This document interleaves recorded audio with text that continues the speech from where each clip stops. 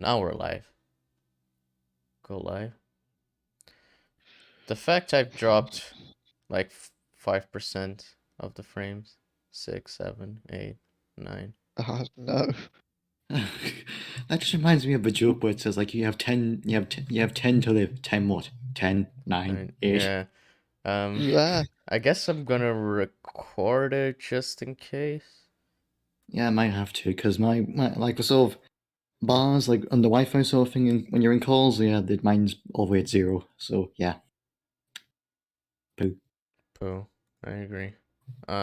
We're unlisted still because I forgot to put it public. So What's wrong with you? if you're watching the VOD, you just heard Tin say poo, but if you're watching it live, you didn't. Isn't that interesting? I do find it very interesting.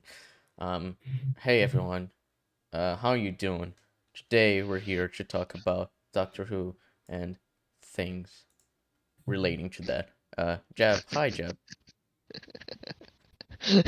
Just and things. What a way to market this stream. Hello. I don't know. I've got a lot to say today. Woo.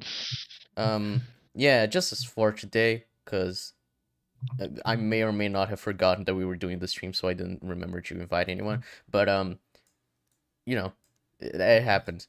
But I think us four can carry the stream pretty easily, talking about Doctor Who and Ncuti Gatwa and Yasmin Finney and so on and so on.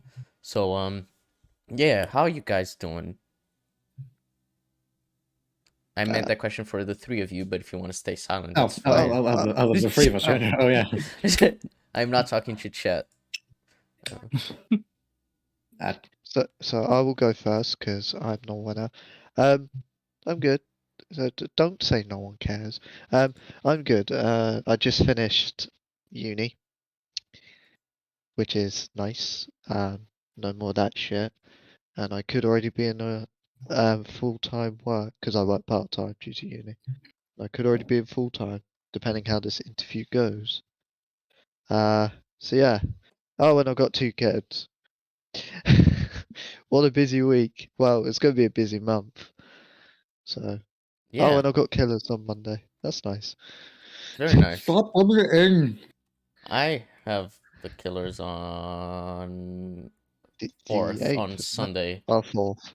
Stop bloody rubbing it in. Saturday. I'm not rubbing it in. I am simply stating facts, Tim. That means rubbing it in simply because I can't see them. I've never seen someone so just because upset. you're cringe, that doesn't mean that I can't be awesome. I'm not cringe, I'm poor, but that's the same thing, so I'm It poor. is the same thing, yes. Yes. To be fair, we booked ours like 2 years ago now. Yeah, 2 years ago, beginning of the pandemic. Well, I'm too stupid to book in advance. I mean, I agree, you are too stupid. Oh, yeah. Precisely. Yeah. Got that sold. Yeah, so fun times. I was gonna say something. Oh yeah, Jesus Christ, I'm not prepared for the stream at all. I wanted to have asked the three of you if you guys thought it would be interesting to do like a segment at the beginning where I guess each one of us just recommend something that we've consumed the past week, because I remember I tried to do like a year ago and then I forgot that we were doing that after one stream. And I guess it's a good a time as any to ask it live, because why not, right? So yeah, do you think we should do that? I agree, we should. So Jeb, what do you recommend? What have you consumed this week that you like? Okay, so even though you put me on the spot, I actually have an answer. I recommend this show called Sarah Jane Adventures. It was on the BBC, and that's getting axed, so yay. But it's basically the spin-off of Doctor Who, for those that aren't aware, featuring what is arguably the most iconic companion in the show, so Jade Smith, and it's with her adopted son Luke and friends of Luke. You have K9, you have Mr. Smith, and it does tie into the TV show both ways, by the way. So, like, at one point, for the Sontaran two-part in Doctor Who Series 4, that is directly tied into Sarah Jane Adventures with an entire story in Sarah Jane Adventures based on that. Whereas it could work in reverse, where Doctor's met Luke in Sarah Jane Adventures, and that gets paid off in End of Time in some form. It's more one way than both ways, like WandaVision, for example, but whatever. I thought you'd mentioned Agents of S.H.I.E.L.D. WandaVision is not the example I thought you'd use. Well, I mean, like, WandaVision's more two-way than Agents of S.H.I.E.L.D. or Sarah Jane Adventures. Yeah. It's a really interesting show because it's not like a typical children's show where it tries to dumb it down for the kids, and it doesn't try to tackle issues as sensitive as it should. Whereas this does the opposite. It's very much, I don't care that you're a child, you're going to witness this. And makes me very happy because we're gonna traumatize the fucking children. For example, there's a story called The Nightmare Man. I think it's called that, and it features this character who's a villain called the Nightmare Man. And my food is here. I'll let the rest. Said I finished that. Give me a sec. All right. I'm gonna talk now because left to right, and I'm the next one. My thing that is Better Call Saul. Yeah, season 6 has been phenomenal. And if Zod, if you were gonna say that, fuck you, I stole it. If you weren't, then you're cringe. But either way, yeah, Better Call Saul, really fucking great show. Season 6 airing now, and you had the mid-season finale recently, and I say with confidence that it is better than Breaking Bad because I genuinely think it is. I think the character work is even better than Breaking Bad, and the nuance of the show is really impressive. And the last episode was fucking shocking as fuck. Arguably the best episode of the show. I wouldn't say the best, but a lot of people have been saying it, so who knows. So yeah, I recommend Better Call Saul. 10, do you have a recommendation for things that you like? Well, that's the problem. I haven't really been watching that much shit, as Odd can point out, because I've had to make an entire list of shit I haven't watched. Amazing. I mean, it doesn't have to be new, but whatever. If you don't have anything, it's fine. Can I go back a few weeks from now? Because you can go back however long you want. If you want to talk about Thomas the Tank Engine that you watched when you were 5, you can. Okay, I'll allow it. Well, I was gonna say, since we didn't talk about on the last stream, was it? Yeah, the last stream where that was when I finished it. But recently, well, not recently, it was like a few weeks ago. I finished Agents of S.H.I.E.L.D. after a very long and arduous time. Did we not mention that on stream? Nope, not at all. Then there was something that I wanted to have done, and then I didn't do. You see, I'm a great host because I just forget everything. I was much like a stream. I was waiting to either rant about the music or talk about Agents of S.H.I.E.L.D. and I was just like waiting. So it's over. Waiting. Yeah. You didn't talk about Agents of S.H.I.E.L.D. 10. Yeah. Well, it's a very good fucking show because it's very interesting with my experience because I did watch the first few episodes live when it was first starting out because hey, new Marvel show, what the hell, I might as well stick it on. And I was one of the crowds who goes oh, it gets kind of boring after the first episodes back then because I was 10. Forgive me. I've as it was going, I heard about all the stuff happening. I heard about Ghost Rider. I heard about the time, but spoilers for season 7. I heard about the time travel. I heard about Coulson coming back, or maybe, and I heard all this. And I was thinking, what the fuck is this show? This is still an agents show, right? And as I was watching properly, as just to get into it, because these three wouldn't shut the fuck up about it. I was it's so fucking good with the little stuff it has. It'd be I remember Clark Gregg saying it deals with the rejects of what the Marvel Cinematic Universe can't do at the time, and it somehow does the best stuff they've ever made. It's actually incredible, and it manages to take Phil Coulson, who was like he's a pretty good background sort of side character from the first few or so Marvel films, and he's now one of my favorite characters. And not simply because we love Clark Kent, but simply because he's an absolute fucking chad of a man.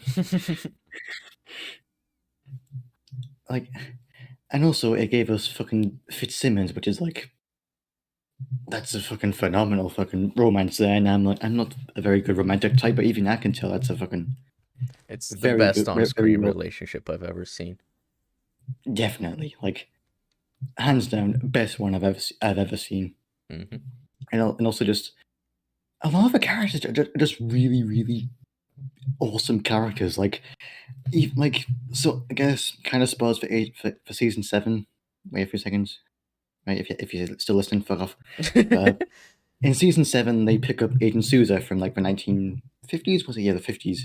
Who's like a main character on Agent Carter in that, and like, he's just such a good character. Like, honestly, it's amazing how they randomly pick up a character from another TV show, make him part of a main cast, and he's just automatically even more amazing. Like, that's how freaking good the show is, and just it's hard to summarize in my thoughts, but it just handles everything so well. And it's one thing I love about, like, because like, it was always shat on for years and years, and nowadays I'm seeing it a lot on Twitter saying Agents of S.H.I.E.L.D. handled Marvel better than Marvel, and it's like, yes, people are finally acknowledging it.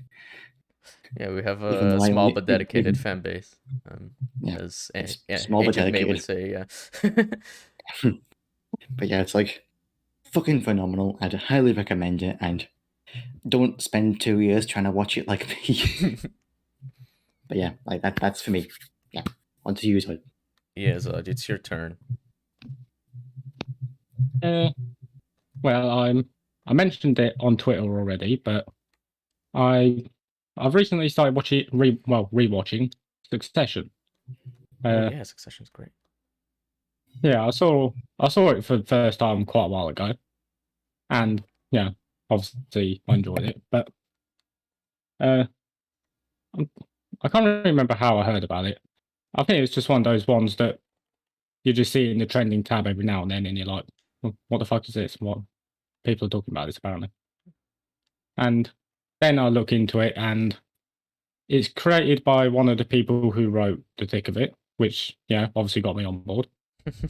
And it does sort of come through. Like, it has a similar sort of idea of presenting things in a quite grounded way, like in terms of stuff like dialogue and whatnot.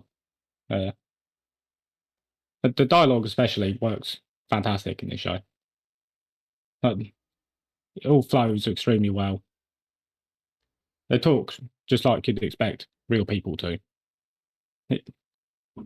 Like, they're not afraid of like talking over each other at times, and it does work pretty well. Isn't like a huge part of the dialogue improvised as well? I think I remember Zach telling me that. It is quite impressive. I did read about that. Yeah, there's the improvisation. I think it works in its favor. It's an example of how you can do improv to make the comedy work better. Mm-hmm. Unlike some other stuff that can do it quite badly. Yeah, I mean, when you got like the actors are fucking phenomenal, and like Kieran Culkin, his dialogue is brilliant as Roman.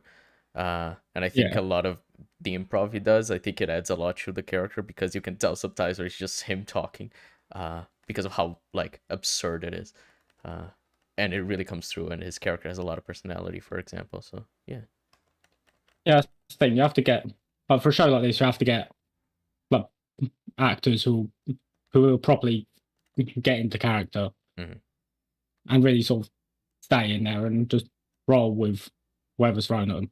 Yeah. And they've definitely done great in that regard. And yeah, the character works really good as well. Like, it's very solid all the way through. And I think I'd say, I think I'm about midway through season 2 now on my rewatch.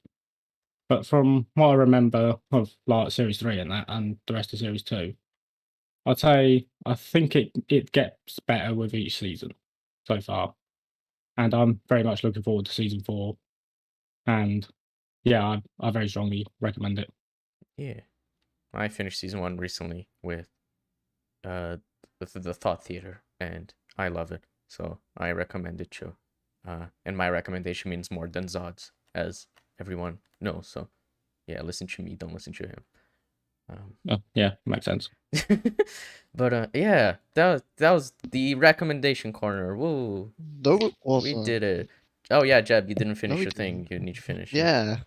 Finish your thing. I just ate my portion of Forgot about chips at that time. So back to Nightmare Man. For Sarah Jane Adventures. It's a story about this nightmare man who feeds off people's nightmares, and it's an excellently crafted episode that really understands his characters. So Luke, for example, is scared of going off to uni. This is a very, you know, human issue. Most go for it. Well, a lot go for it. You have Clyde thinking he's not good enough for the people he's with. You have Rani scared that she's not good enough for Sarah Jane, and it's like all these different character aspects that we've seen over the season, but they've never really addressed or confronted. It's being confronted in this episode. And it's like, this is children's content, and the reason why I'm so surprised by it is because writers think they can be lazy with children's content. They don't try and put the legwork in because they think, oh, children are not that smart. We could just dumb everything down. But no, it treats the audience with respect, and overall, it's an excellent show. It puts Sarah Jane back into the spotlight, and there's a reason why people are still crying out for Clyde Langer to return, or Luke to return, or even villains such as the Trickster, especially, to return, because it had some really great villains of its own, and it never used Daleks or Cybermen because it knew they'd all die if that happened. So yeah, I really think it's a very nice character-driven show. Definitely worthy of being next to Doctor Who. And it's written by RTD mostly, or he oversaw it mostly. So Neat. I'm gonna have my chicken wrap. All right, so that was the recommendation corner. Before we move on to Doctor Who, though, while Jeb eats chicken, he wanted to talk about things such as Obi-Wan and the Skywalker saga. Jeb, I'm very much liking the sounds you're making from the rapping, whatever. If you could please just There we go. kill yourself. Thank you. A bit of ASMR. Thank you, Jeb. Oh my god, I'm gonna kick you from the call. Jeb, what do you have to say about Obi-Wan Kenobi, the TV show? Okay. I was about to unload my wrap, but I could do this. Not good. It's not good. It feels like it doesn't know what it wants to be. And that sounds weird because it's kind of like, well, kind of obvious what you do in an Obi-Wan show. You make a person that doubts themselves due to all the weight of everything, try and get back into the action because he's forced to. But it kind of just doesn't know where it wants to fully go. But this idea of Darth Vader versus Obi-Wan, like, it feels like it's throwing things in because it has to throw these things in to force this narrative. Which comes across with the major contrivances that happen frequently. Like, for example,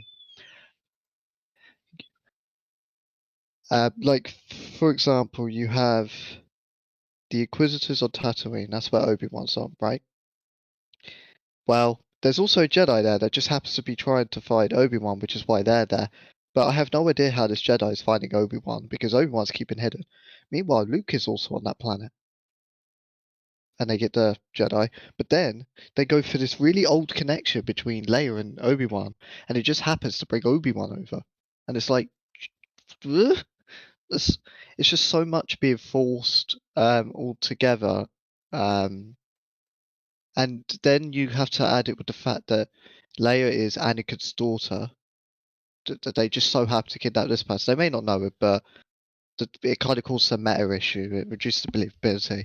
Then there's the issue that Reva is a character, because she makes no sense. She's a very temperamental, impulsive, clearly out for vengeance on Obi-Wan. That's fine.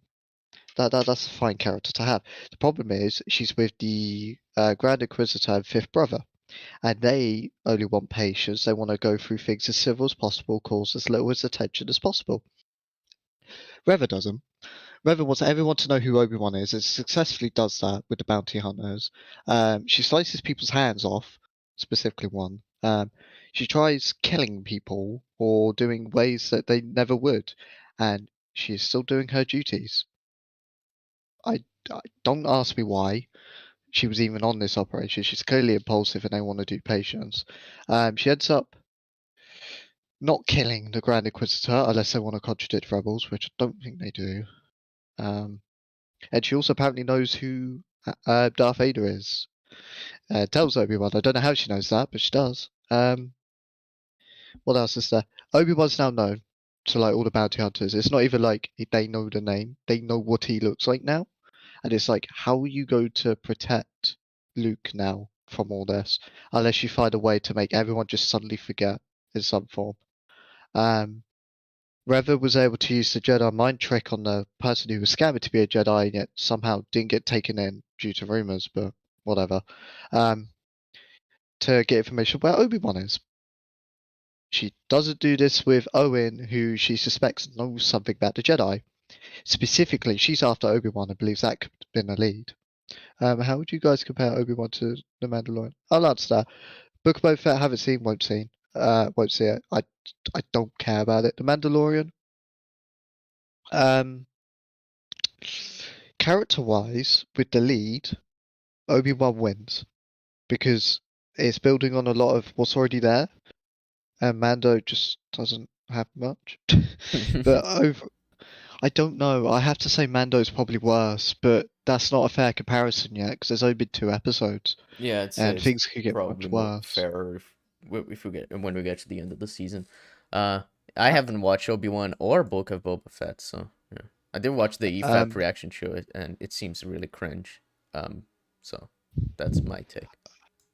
Obi-Wan is also very incompetent at using a firearm, and I'm like, oh, okay, you have the Force, and by the way, it's not at the point where he's trying to hide that he has the Force. He's already known at this point, and he's being hunted. So it's like, well, you could use the Force now. You're not keeping a secret here. Leia, my God. For a 10-year-old, natural selection, please. She's a very inconsistent and bizarrely written character. You're meant to believe this is a 10-year-old, and she's definitely intelligent, but there's a moment in the episode 1 where she psychoanalyzes this kid that would probably make them suicidal. It's like a certified therapist moment. She's 10 years old. The fuck? I don't understand. But then she has this moment in episode 2 thinks Obi-Wan tried to kidnap her, despite the fact she knows she was kidnapped by the people who want to get Obi-Wan. And it's like, where have you drawn this conclusion from? So she keeps doing dumb moments, and the entire Leia sequence, like everything around Leia is contrived. Do you think Obi-Wan's going to be? Yes.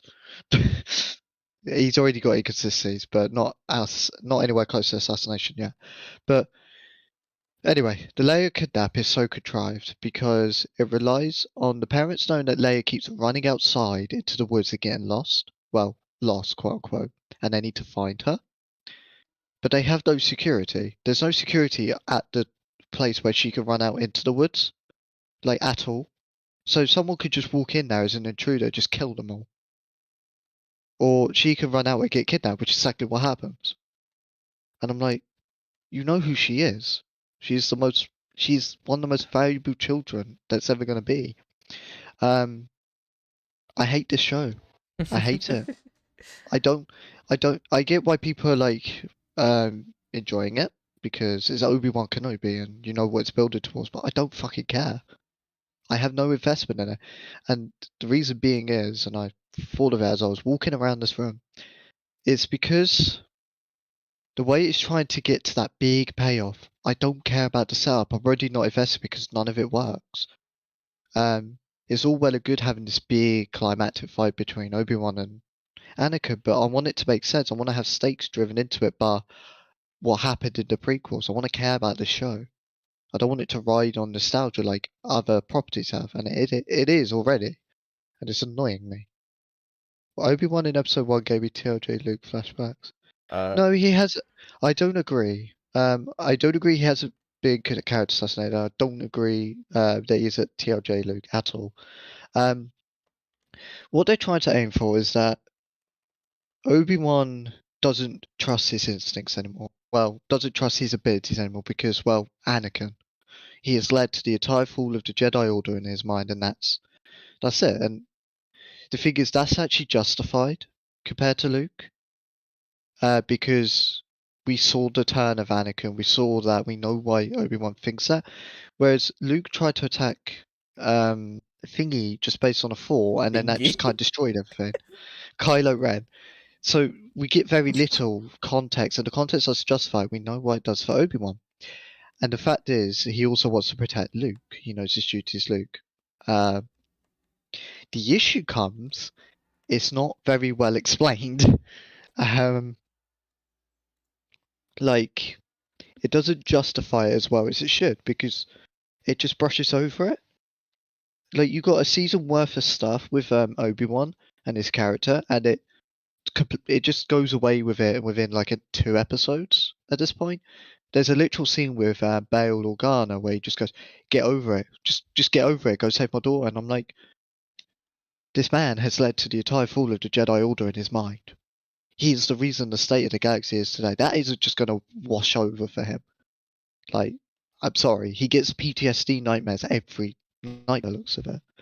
Oh, you're telling me he gets windows to other universes? I've been going on for a while. Overall, it's just not good. Episode 1's better than 2, but overall it's bad.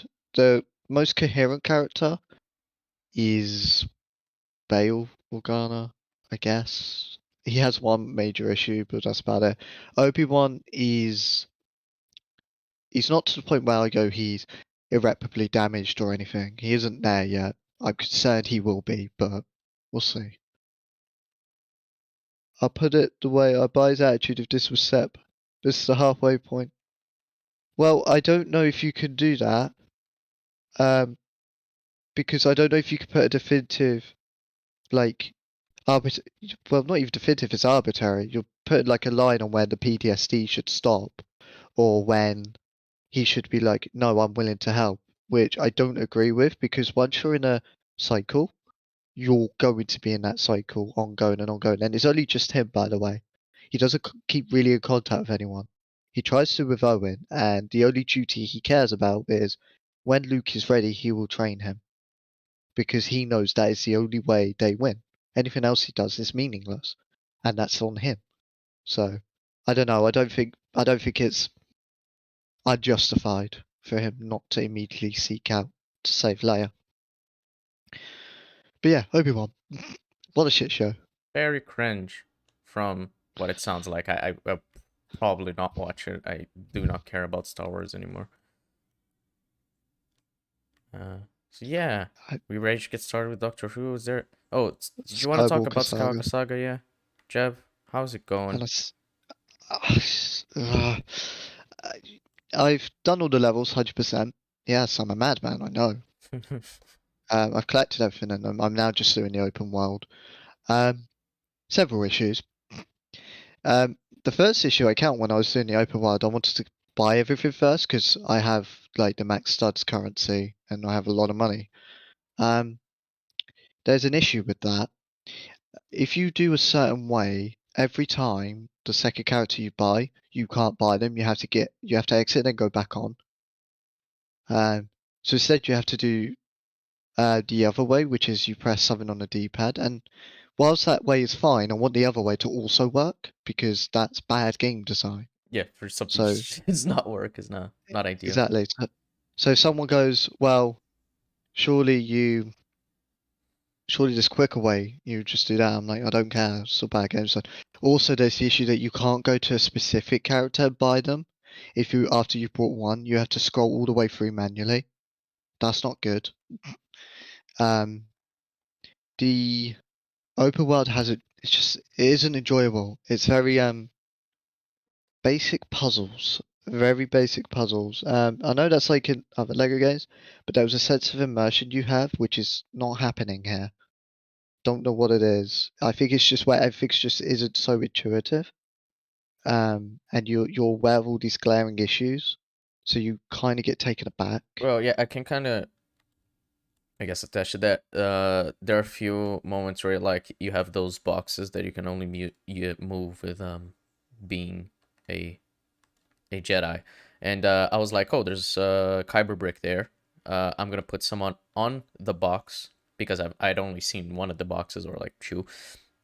And then I'm gonna fly the box up there, and then I'm gonna get the brick. But the character kept jumping off the fucking box when I went up there. I'm like, why the fuck is this happening? And then I saw that there was a specific place to put the boxes on so that I would stack them, and there were like 7. And I simply have to do the same thing like 6 times until I have enough to jump up there. And it's kind of like you're not allowed to do it unless it's like the set way, and the set way is not clear enough because it is like the level at that point, it was so open that there were like boxes scattered around like a big area. I think that was in Attack of the Clones. So yeah, it's that kind of thing that is not very good game design to just keep everything like not that clear for what you have to do, but you can't do it unless it's the set way, and that set way is just like fucking boring for one, because you're doing the same motion again and again, and it is hard to understand until you find, oh, I just have to do the fucking boring thing as opposed to like using my brain.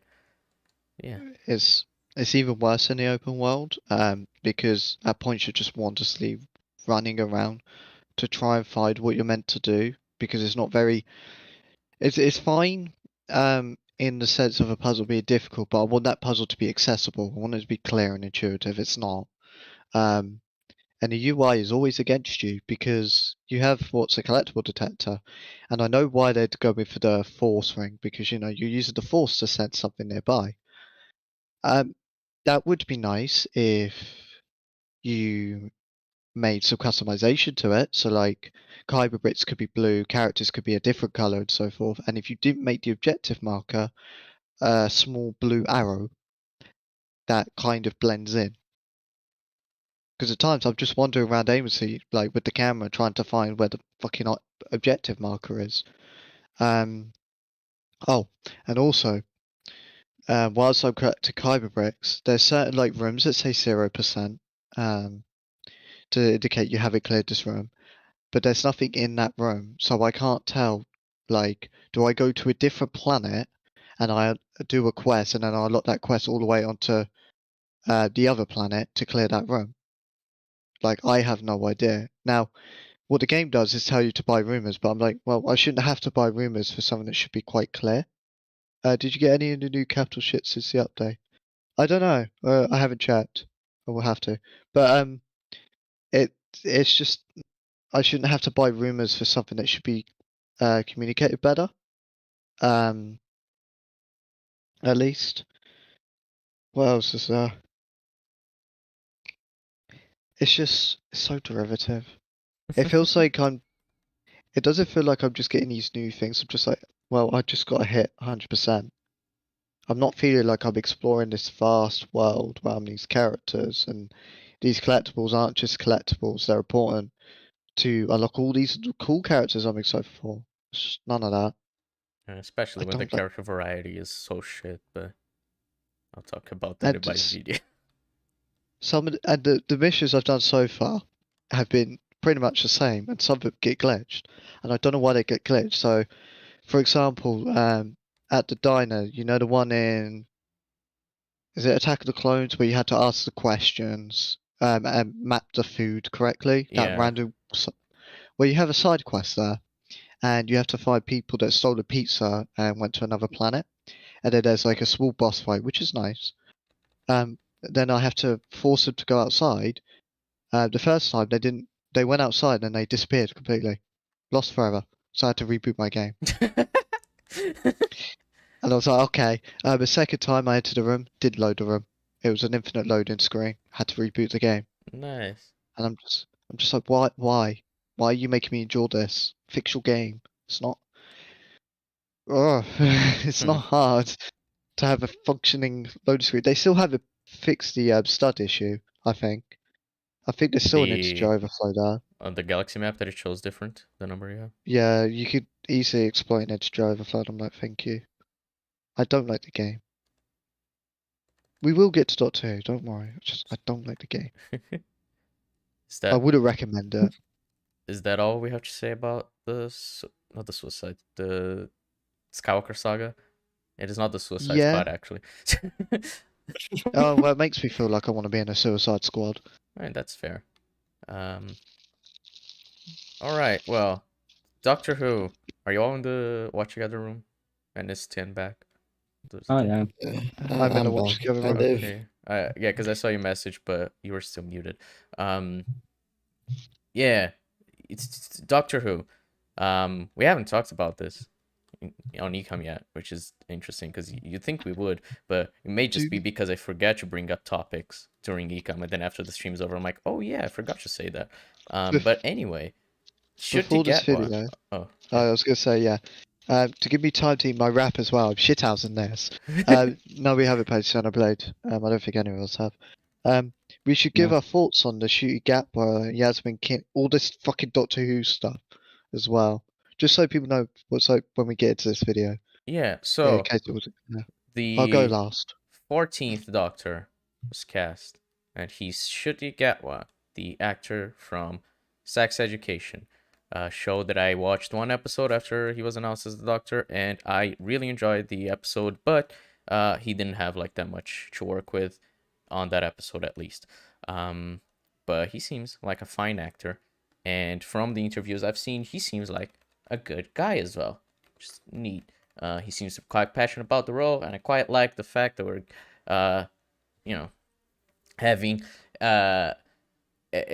him be like not from the UK, because he was born in Rwanda and had to leave because of shit like that, but he's still being cast for like a role that's been exclusively played by people from the UK. It's quite nice because it symbolizes the idea that he is British, despite like not being born there, because that being born there doesn't matter, because he has spent his entire life there and he's still like part of that culture, which is nice. And Yasmin Finney, what's her name? Yasmin Finney. Yasmin Finney. Yeah. I think that's how you pronounce it. Yeah, she was cast as Rose, not Rose Tyler, just a character named Rose, and I don't really have much to say because we don't know who she's playing. I have not seen Heartstopper, but I've heard she's really good in it. And the big talk of the town is the fact that she's trans, and people are like, "Oh my god, we can't have a trans in our TV show because that's cringe." And obviously, she's also not white, so that also adds a bit of a layer to it that a lot of people are unhappy about it because people were stupid. And so yeah, I'm fine with these casting decisions. I have not seen enough of Ncuti Gatwa to say he'd be a good doctor, but I can say from what I've seen in Sex Education, he is a fine actor so far. I heard he gets a really good arc later in the show, so we'll see. And yeah, I don't know. I don't really have strong feelings about this casting either way, the two of them, because I haven't seen anything from them, so I don't know if they're good actors. But because of what Russell T Davies said about Ncuti Gatwa being cast, I do feel like he would do a really great job because RTD has been praising Ncuti's audition like a lot. So I don't know. We'll see how it goes. Yeah, that's all I have to say. Tennant, do you have thoughts on this casting? Right. Well, I mean, like as much like you, I've only seen like 1.5 episodes of Sex Education that was when he was cast. So like, I haven't seen much of him, but he seems like a pretty good actor, and like, I've heard he shows some doctory signs later in like season 3 or something. So like, hooray for that! And like, at least it isn't someone who isn't totally not be able to see him a role, but like. But yeah, I trust Russell T Davies' judgment. Like, even though I've never really heard much about them, and like, Palmy was expecting someone like Tania Miller or Rahul Kalia, like, I at least trust his judgment on this because like, he picked like Christopher Eccleston and David Tennant, and they're some absolute banger doctors. So like, I trust him on that. And also it's the fact that again, like as you mentioned, he wasn't born in the UK. He was born in Rwanda. So like, it's showing a bit more inclusivity and like oh god, I said the inclusive word. Fuck. Oh no, SJW. Like yeah, it shows a bit more like yeah, the doctor might always been like a British person in the past, but like they can regenerate into sort of any sort of body. So like someone having like someone from Rwanda play them is very sort of inclusive in that, and also it means yet another Scottish person is playing it as Sylvester McCoy rubbed in Paul McGann's face, because now that's the fourth one. And as for Yasmin Finney, yes, I haven't seen Heartstopper, but I've heard it's really, really good. And honestly, I'm just happy that we're finally getting some firm, solid trans sort of representation in the show. I mean, can't say anything because, well, obviously we don't know who she actually is or like what she'll actually do. But just like actually having a trans actress in the show, when like if you look back on like the last 15-ish years of the show, is like there's not been much. It's more or less just been Cassandra grew up as a little boy, or like the jokes about her like or some joke or just random side characters. Like there's not been much. There's like, and of course there was all the I never did this when I was a man joke with the era and going straight out of a gay casting like an openly, I don't want to say openly queer because Ncuti hasn't defined his sexuality, but like I think he's at least sort of queer, but like just not straight, but like, and also casting a trans person in like for sort of for writers like the show turned 60. That's a fucking bold move, and I have to admire that. And also, I just as a person who identifies as trans, I can't complain. Alrighty. That's my thoughts. Yeah. Alrighty, and you said Ncuti Gatwa's name wrong, but that's fine. We don't judge you. I mean, I do because I just corrected you, but chat won't judge you because most people probably don't know how to say his name. But either way, thanks, Tim, for your thoughts. Zod, do you have anything you would like to say about this casting? Well, I saw all 3 seasons of Sex Education, and I think Ncuti Gatwa's a very, very good actor. He's definitely got the talent. The one thing that I'm not quite seeing is I'm uncertain about him pulling off, but the Doctor's sort of age, because that's quite an important part. But then again, the same was said for Matt Smith. So I was gonna say Matt Smith is the example I was gonna use. yeah, so I'm very much expecting to be surprised. Well, pleasantly surprised. I'm expecting to be surprised. It's like fucking Robotnik. I did not expect that, but I was expecting not to expect something. Anyway, sorry, go on. I've lost my train of thought. Sorry. Yeah, I expect. Yeah, that's right. I'm expecting that because, as Russell T Davies said, that I think he said that he was going to go with someone else, but then Ncuti Gatwa came along and knocked it out of the park, so we cast him instead. And you've got to wonder, for an actor to come along and impress RTD that much, you've got to be very curious about what he's bringing to the role. Mm-hmm. And I'm very interested to see that. Yeah. As for Yasmin Finney, I've not seen Heartstopper, so I don't feel much about that. But the fact that Heartstopper was her very first role, and the fact that she's going from that to RTD took her on to play what seems to be quite an important character in such a large show at such a huge time in the show's history as well. It's a big choice, and so yeah, for that to be a second role again, you've got to wonder what it is she's going to be bringing to the role as well, and what RTD sees in her. So I am very curious to see what sort of character she'll be and how she'll play it. Alrighty, Jeb, your thoughts? Yeah. We have just because I know you're probably gonna say it. We'll talk about David Tennant and Catherine Tate after this. Okay, just talk about these two for now. So don't be cringe, Jeb. Okay. So I remember the day of the teasing. Neb and I were like, "Well, what the fuck is happening?" And we kind of pieced together Ncuti Gatwa along with Doctor Twitter. At first, I was hesitant, and that isn't because of anything that I knew about him in terms of sex education and stuff, because I haven't seen that. But it was because of when you first look at an actor for Doctor Who, you kind of have this subconscious thing in your mind where you're like, okay, who could they play? And when I saw Ncuti Gatwa, I was like, you look like a companion, and I don't know why.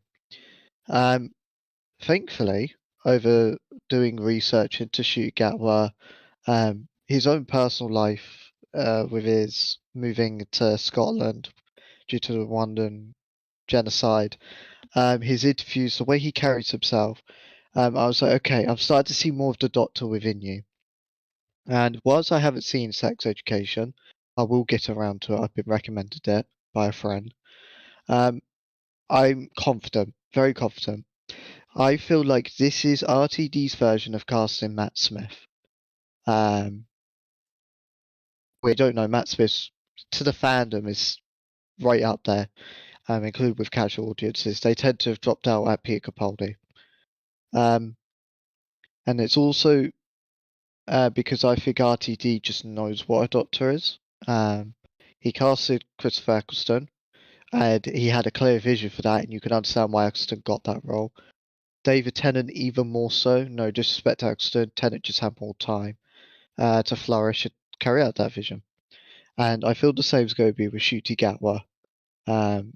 This is a very deliberate casting, not only in terms of talent, but I do generally believe it is to send a message out there that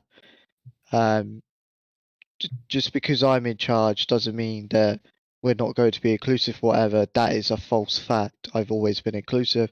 Also, I think it's a way to show, hey, these people can be in media, and this isn't box ticking, this isn't diversity. These are talented people that should be judged any differently to anyone else. And I think Ncuti's a very inspired casting in the process. And hearing the audition process, how laborious it was, and hearing that he was the last one, and he got it. He was that good to change RTD's mind of all people. RTD's stubborn, by the way. It's astounding to me. It makes me very excited. I think he's going to be an assertive Doctor, very assertive, very outspoken. I don't know if he's going to be one that very often shows that age. Maybe one that hides it a bit more. I don't know. We have to see. As for Yasmin Finney, I know less about her. She was in Heartstopper, which was very recent. She's only just come onto the scene, although she's been tipped by the industry as one of the best upcoming actresses, and that excites me. What also excites me is RTD clearly has plans for her, and again, he wants to send a message because this is the first trans person, to my recollection, that's ever been casted in Doctor Who. I might be wrong, but actually, in Sleep No More, there was a trans actress. She was. okay. Yeah, she was in there, and she's. I think she's the only one in the show so far. Alright, so if I refine that, Yasmin Finney's the first major role trans individual in the show rather than first. And I think that's a major statement because we're seeing how trans people get marginalized in various forms, and the truth is, it's going to be a long time till people kind of grasp gender identity as a concept and all these things and so forth. But to have it in the mainstream media is huge, especially for a show like Doctor Who. And it's been coming. It has been coming. Based on how she comes across, she seems a really nice person. I think she's going to have an Amy Pond type thing, in which we see her as she's younger, and then we have a time jump. Judging by the set photos, which seems to have her as Donna's daughter. But we'll delve into the rest there. I'm excited. I'm very excited for the show. I trust Russell T Davies. If there's anyone I trust, it's going to be him for this show. Yes. RTD Yeah, good. very happy. Very happy. Right. And now we have to say, last thing we have to say before we get into the actual video. There was also the announcement that David Tennant and Catherine Tate are returning to play Donna and the 10th Doctor. Well, the Doctor. We don't know if it is the 10th Doctor. We don't actually know if it is the actual Doctor. Who knows? Might be multiverse story or whatever. Or it might just be part of his timeline. But then there have also been leaked set photos of them shooting the special that some people are theorizing isn't even the 60th yet. That it might be like a Christmas special episode. Who knows? We don't know that what they're planning. But yeah, they've returned as well as Bernard Cribbins as Wilf and shit like that. So that's fun. And I forgot where I was going to. And people have said, it's maybe Jodie's going to regenerate into the 10th Doctor, and then into Tennant, and then Tennant regenerates into Ncuti Gatwa. Some interesting theories going around there, but yeah, it's interesting that those two are returning right when RTD returns. So we'll see what he has in store for them, and I think it's quite important to know how David Tennant is back for things we're going to hear about in this video. Because this video is cringe, the one we're going to cover. Is there anything you got to say before it starts? Because I think we all have the context. I'm going to address briefly the Dave Tennant Catherine Tate stuff. Very brief. Just to give my thoughts, because I'm very weird on this. All right.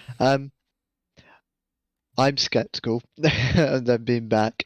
I wasn't at first. I was very excited, but with the set photos, I'm like, I just still trust RTD. Just if it's going to be a continuation, we're entering some unnecessary things to tackle, which could have been done, which you could have gone a different route and make it a lot simpler. But it's RTD. I mean, Doctor Who, they usually don't just try to go that simple, not gonna lie. I know. But I do think that this is all a ruse in the sense that I don't think it's going to be Jodie to David Tennant. Because... Me neither, because I wouldn't like that, honestly. I would like it, but also it's too obvious. Like, you don't tease a mystery. RTD's been teasing a mystery. He did it the day before filming. And then all your filming reveals the mystery really blatantly. Yeah, they've been filming in public with fans all over it, and they know that, so that is a... Yeah, they literally celebrate that fact. They've been very happy. So, like, for example, a sonic screwdriver, brand new design, is out there right in public. I'm like, well, clearly that's going to tell someone that's a continuation. Yasmin Finney being with the actress Sylvia, and then yelling at Donna and the Doctor getting the TARDIS. That screams continuation. The TARDIS being the 13th Doctor's TARDIS. Yep, that screams continuation. It's like all these things are scream continuation. I'm like, this is RTD. What he likes to do with his mysteries is he has this secret like layer to it, and you have to pay really close attention to see that layer. So like with Yana, we were obviously building up to something, but it was there all along. We just weren't paying proper attention to it. It's like the subtext of what's in front of us. The 4 knocks, everyone was going, "This is the master. This is the master." No, it's willful along, and those clues were obviously there, but you're so focused on another thing, and that's what he likes to do. He likes to misdirect you. So I don't think it's a continuation. It could be coping, but I don't think it is. Nor do I think it's beneficial for the show. I think Donna has kind of a conclusive end, winning the lottery. I think Wilf therefore has a conclusive end. Sylvia, I think they all have their ends. And I think it was a very good ending for them, a right ending. And I don't want it to undo the trauma the Doctor went through. I want it to be like, you can't revisit these things, and I don't also like going back to a phase, even though I know it's canon in the show. I don't want to actually see it, because then I'm like, well, what's stopping just Eddie Atta returning? It kind of goes against the show in terms of aggression. At least with the 50th, we could go, well, he seemed to have retired, took on a new title, so to speak, so he could do whatever he wants. It's that slight distinction. But either way, we'll see. I don't think it's a Christmas special, too soon. I think it'd be a New Year special, or like somewhere in January, but who knows. And now we can actually get onto this video. Yeah, Oh, yeah. Rachel Talalay is returning. That's good. But yeah, anyway. Wait, what? Rachel Talalay, the director yeah. of Capaldi. Yeah, That's she's great. She's directed some really great stuff, such as Heaven Sent, and that is all I need to cite to know that she's phenomenal. Didn't she do Dr. Falls as well and World Enough in Time? Yeah, she did Hellbent, Dr. Falls, Wild Enough in Time, all sorts. And Yeah. also, basically, she's the Capaldi director, basically. Right. Neat. Yeah. She good. Even though the color grading in that one speech in in Dr. Falls is awful. But other than that, she's really good. So wait, transition. That's all I need to do. You see, there's a very funny trend joke you can make here, but let's not. Yeah. So now we have the video open. We can watch this video called Doctor Who Reveals Rose. And we'll see what this video has to say. Jeb has already watched this video and vetted it for ECUM consumption. So, yeah. It's one of the worst videos I've ever seen. Jesus How Christ. dare you? Wonderful. Right. Let us watch. Speaking of the Great Replacement, you've seen... Oh my god, it starts right off the bat, huh? Jesus. Okay. Yeah. Okay. This goes to insane levels. Jesus. Okay. Fuck it. I did not expect the first sentence to be Nazi speaking point. Okay. Jeb, would you like to explain to us what the Great Replacement is? The Great Replacement was a scaremongering tactic used by the Nazis to try and go, these people are replacing us in society, they're taking our jobs, they're taking our houses, they're taking our family, they're doing all these things. And it's to try and divide people and cause a cultural war. And people are now using this rhetoric today. It's false. There is no great replacement. It's a Nazism rhetoric. The fact that people use it is quite sickening to me. I mean, black people should be fair. Of this panel usually consist of 4 men, and now it doesn't. So I mean, quite clearly being replaced here on ECUM. So I'm sorry, but yeah, facts don't care about your feelings. It's like, I don't know. People existing isn't replacing you. People living their lives in a piece of land isn't replacing you, or your culture, or anything.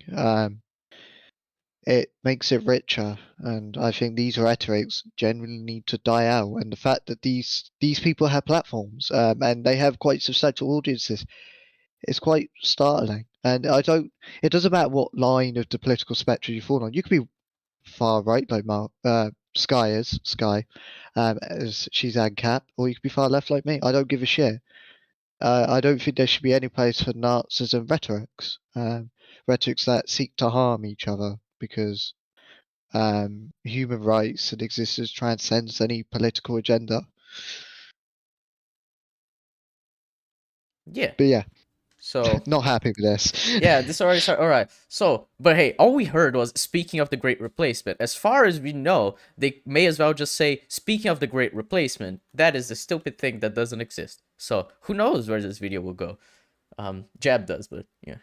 Black Anne Boleyn. You've seen Black Viking Queens, and now get ready for Black Transgender Rose from Doctor Who. Okay. So Black Anne Boleyn, I remember that.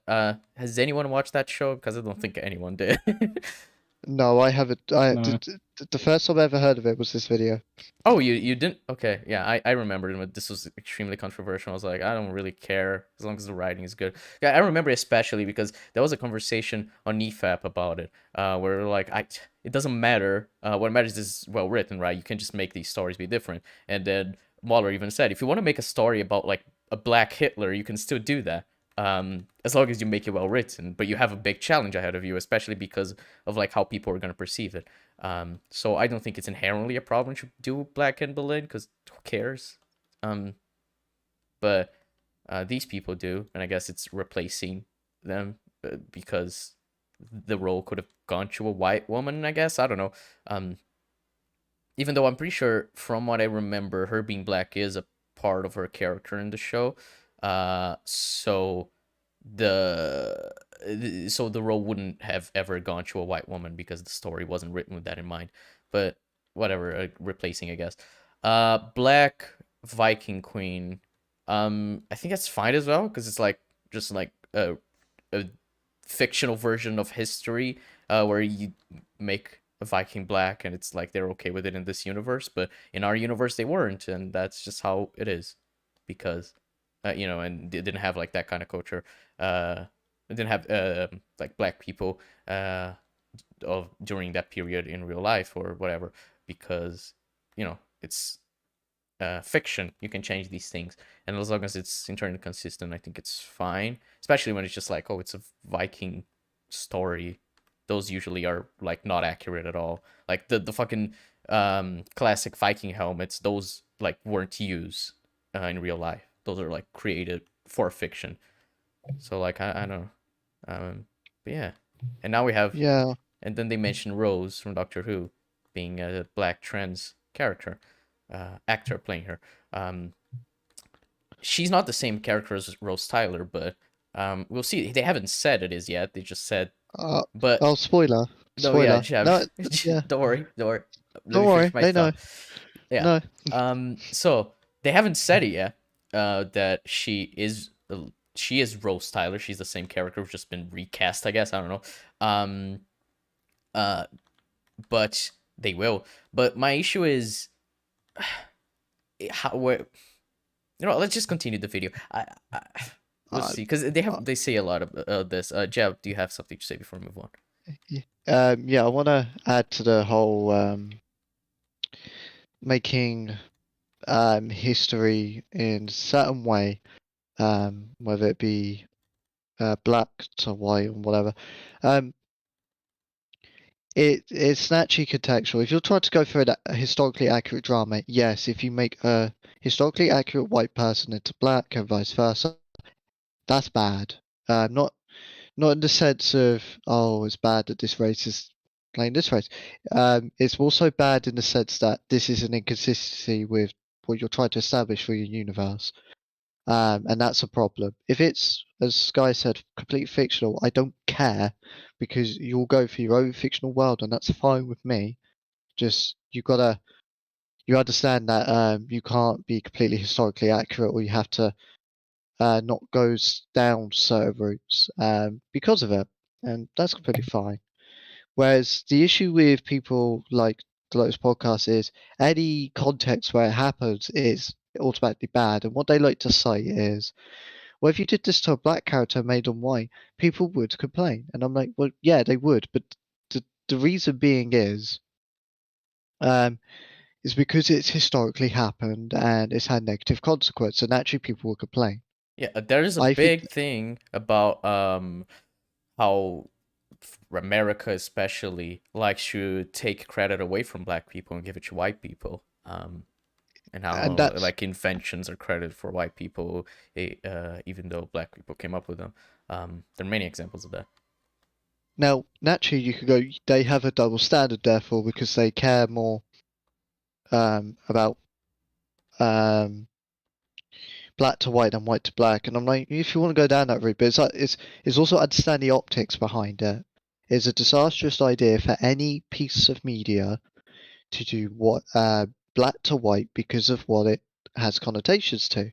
Yeah, that's why you don't see cases of that, because like they know that. Yeah. A good example, which I rewatched YMS's video on the Lion King recently. I rewatched it this week, and he mentions how Disney is such a like, it is so calculated with its moves as a corporation, because it's trying to please as many people as possible to make more money. And so the only gay actor in the original Lion King, the voice actor for the same character in the remake is also gay, and that's the only gay voice actor in the cast. It's like, why do you think they did that? Because there'd be outrage if he was replaced with a straight actor, simply because it'd be kind of like, oh, you're trying to make this more heteronormative, I guess would be the word.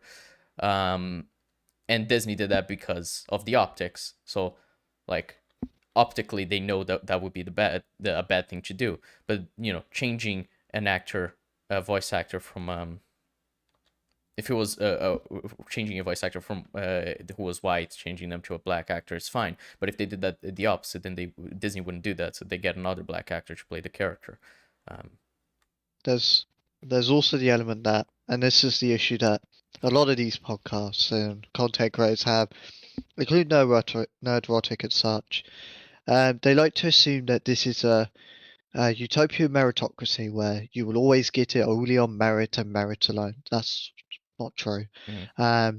The reason why we have quotas that strive for better inclusivity is because we were never under a meritocracy in the first place, and we have to use these quotas to get to that point. Mm-hmm. See it as this: if you're always normalized to cast a certain group of individuals, whether it be race, gender, whatever, you are likely to keep that pattern ongoing. It's not going to break. Thus, you can never be in a meritocracy because you have a bias weighted to the other side. The thing about quotas, it's meant to tackle the lack of inclusivity and boost it up to a point where we can start removing the quotas and go, we're in a fairer system where meritocracy exists. We're so lacking, we need to build that up, so we have to focus more on that. Mm-hmm. So, like it or not, there is no meritocracy. Minorities need these quotas to be more likely to get a role because there's certain biases still, especially in especially different cultures. So, like, if you're Western culture, you're going to have more of a bias to a Middle Eastern culture, and if you're a Middle Eastern culture, you're going to have more bias against Western culture. It's natural. Mm-hmm. So it's so nuanced, and it's not so simple as people make out, and it's frustrating. Yeah.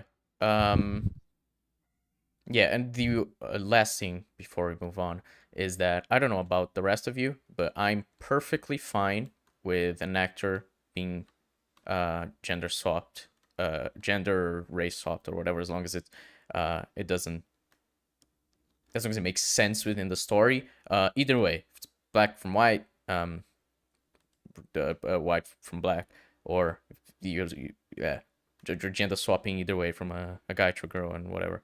I'm perfectly fine with it. I don't know about the three of you, because if you're not, it's fine as well.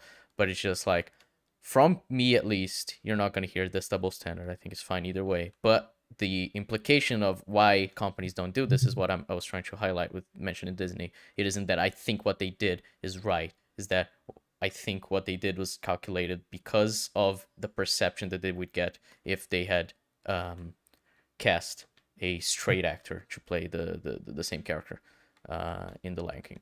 But yeah, I'm in agreement, although naturally understand the optics issue. Yeah, there's So, certain yeah, things you that won't you get know like you shouldn't do, even if it is fine from like a story perspective. So yeah. a good example actually is we're getting really political here. Is with COVID restrictions. I prefer no restrictions. I prefer no government interference. Yeah. I believe society should be able to handle its way as it should. But the reality is, not everyone thinks that. And There are people retards who aren't. don't do research as well, Yes, so because of there's where so like many. maybe an Yeah, intervening is wise, because otherwise people are gonna get yeah. fucked. It's understanding that despite my standards, I have to reconcile with the fact that my way isn't going to work currently, and it's going to ultimately be disastrous on the country. Yeah. And as an NCAP, I completely relate to that feeling of thinking my way will not work as of now. So yeah, Yay. isn't life fun, Joe? I love life. I love Yes, society and humanity. So yeah, are we ready to move on, or do any of you have anything to say? I'm ready. I don't know about those two. Oh yeah, they've said Yeah, a I'm lot. ready. Oh yeah, of course. Alrighty. I swear this was a meme. It was, but now it's reality. This is what's actually going on. Before I go any further, I'll just point you to John's most recent article, one of his most recent articles, The Childhood That Governments Take From Us. While this isn't specifically the government, even though it's a collaboration, I think BBC and Channel 4 joint own Doctor Who now, because BBC Channel alone 4? lost the rights to it because they've done This is so this is going to be a frequent thing. They've done very little fucking research. They done no research. There is no. Have they confused Channel 4 with Bad Wolf Productions? This is the thing I don't know. I don't know. I'm just I very can only see confused. I don't remember anything about Channel 4 and Doctor Who. Channel 4 have nothing to do with it. They have nothing. I don't even think Channel 4 and BBC really ever collaborate. Let me check. Channel 4 and BBC collaboration. BBC and ITV collaborate. Our stories see your stories. There was a special film and commercial. That's about it. It's ITV and BBC that have a collaboration, and they run a streaming service called BritBox, and Right. that's kind of the furthest it goes. So this is a common theme. They have done no research. They don't fact check anything. I'm a Brit. Trust me. Interesting. They just said Rose when introducing it, when I feel like Rose Tyler would be the instinctual way to say it after saying on Berlin, whatever. It makes you think they know it's not a recast, but they're just rage baiting because that's how these people work. Yeah, it's kind of what I feel as well. But again, I we're don't. still very much in the I beginning don't of the think video, it so is. If it's rage baiting, it's very fucking good acting, I will say. But I think these people are that Well, retarded. I think don't. they're genuine. I think there becomes a point where rage baiting, like you're doing it so much to a point where you become that person, like the person that you're like pretending to be, and that's what I feel No, that makes happens with a sense. lot of these channels. The quartering is, I guess, the example that I would use, because I think he wasn't as cringe or like over the top cringe as he is today. Yeah, but they'll fit that bill then. Yeah. So yeah, let us continue the video. a terrible job. But this is certainly something of my childhood that's being destroyed and stamped and crushed right in front of me. And as far as I'm aware, yours as well. I'm very salty about this. Yes, because you, like I, grew up with the Doctor Who, New Who revival when it first came out with Christopher Eccleston and then David Tennant forming what I would call the golden era of... I would agree. The best era of Doctor Who from what I've watched. The thing is, I want to believe they grew up with it, but some of the stuff they say later, I'm like, how have you grown up with it? Either you just didn't pay attention properly this whole time. Hey, they might not have watched it in a long time, okay? I watched the show for the first time in 2015, and I only fully rewatched it this year, or fully rewatched the first 4 seasons, because I'm waiting to rewatch the 5th. So, yeah, maybe they just don't remember it, because I didn't. I mean, I agree. It's the golden age. That's not even nostalgia bias. I just think Doctor Who was at its biggest at that point. It had the most exposure, had all the spin-offs and everything. And the writing was at its best, because yeah, it just kind of felt like Doctor Who was this. It was like one of the biggest shows in the world at that point, and that naturally carried over to Moffat, where it became international. Yeah. All right. Let's see what they have to say. Russell T Davies and Rose. And Rose was a big part of that. Rose was, of course, played by Billie Piper, notably not transgender and notably not black. Okay, that is interesting wording. I know why he said it, but Jesus Christ, you could work on your wording, my guy. You could just say who was cis and white. You don't have to say notably not transgender, because that seems kind of like you have a bias against transgender people, which I'm sure isn't the case, right, my guy? Because you wouldn't. They don't call transgender people psychopaths, no. Oh, okay. I was not expecting that. As I said, I haven't watched this video, only Jeb has, so Jesus. Okay, let's see. But it seems, I don't know. I may be forgetting. Maybe she was. I think Russell T Davies has come back to the show as the showrunner, and it seems that he might have suffered some dementia or like a long-term memory. Now, remember, do you want to know why I find this funny? Because we already know now. They think Yasmin Finney's playing Rose Tyler. Yeah. Spoiler alert, no. Yeah, she ain't. A lot of people are thinking this because I don't know. Because it's the same name, and obviously you can have two characters with the same name in a story, right? Now I'm like, I don't think you should be called someone having dementia when you can't read a basic article that your own source debunks what you're claiming. But you know what I just realized? Because people have been saying like, oh, Donna named her daughter Rose, and that's where the name come from. But her being trans is probably a name that she chose, right? That's a very good point. Yes. Yeah. So the idea, I think, is like, imagine she's talking to her mom, Donna, about a name, and then the name Rose comes up, and then she chooses it. I think that would be even cooler than just having her be named Rose because Donna remembered it. More just like be a suggestion because the name popped up in her head. I don't know. I think that works a lot better. Yeah, I like that. That makes complete sense. No one actually thought of that.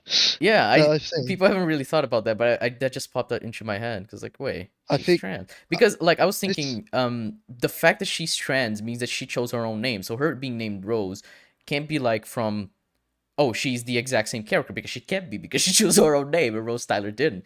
It was her mom. So, yeah. And this is an interesting thing that we've just displayed. You can see already the Sorry. Fuck. I read Neb's. Yeah, I read Neb's message in chat. Sorry for interrupting, Jeff, but that was funny. Fuck. Rose is played by Billie Piper, who's notably not Icelandic and notably not a raccoon. Thanks, but what S.H.I.E.L.D has pointed out is that people have just assumed then that she was trans. Yeah. And that shows there's a cis psychological bias there. Typically, it's like depending on your gender identity, sexuality, and that, you kind of psychologically see through a prism in some areas. So, like heterosexual people see things in a het viewpoint. Queer people, the queer viewpoint, such. It's really interesting about the psychology of it all. Yeah, but you just gotta prove that point by bringing that up. So, yeah, it's interesting to think about. Anyway, Billie Piper, unfortunately not a raccoon, so we shall proceed. He lost because I don't think he remembers who he cast as Rose that first time, because he's not brought Billie Piper back. He's also cast. That's good because it's not the same character. Imagine you bring Billie Piper to play another character named Rose, but it's not Rose Tyler. I mean, that would be funny. I would like that just for the meme. But 60th starts and it's like, and she's back and it's like playing the music and it's like, who are you? I'm Rose. Rose you know Smith. Rose. You know what would be funnier? If Billie Piper was playing a character called Rose, but that was the stage name for Billie Piper in the show.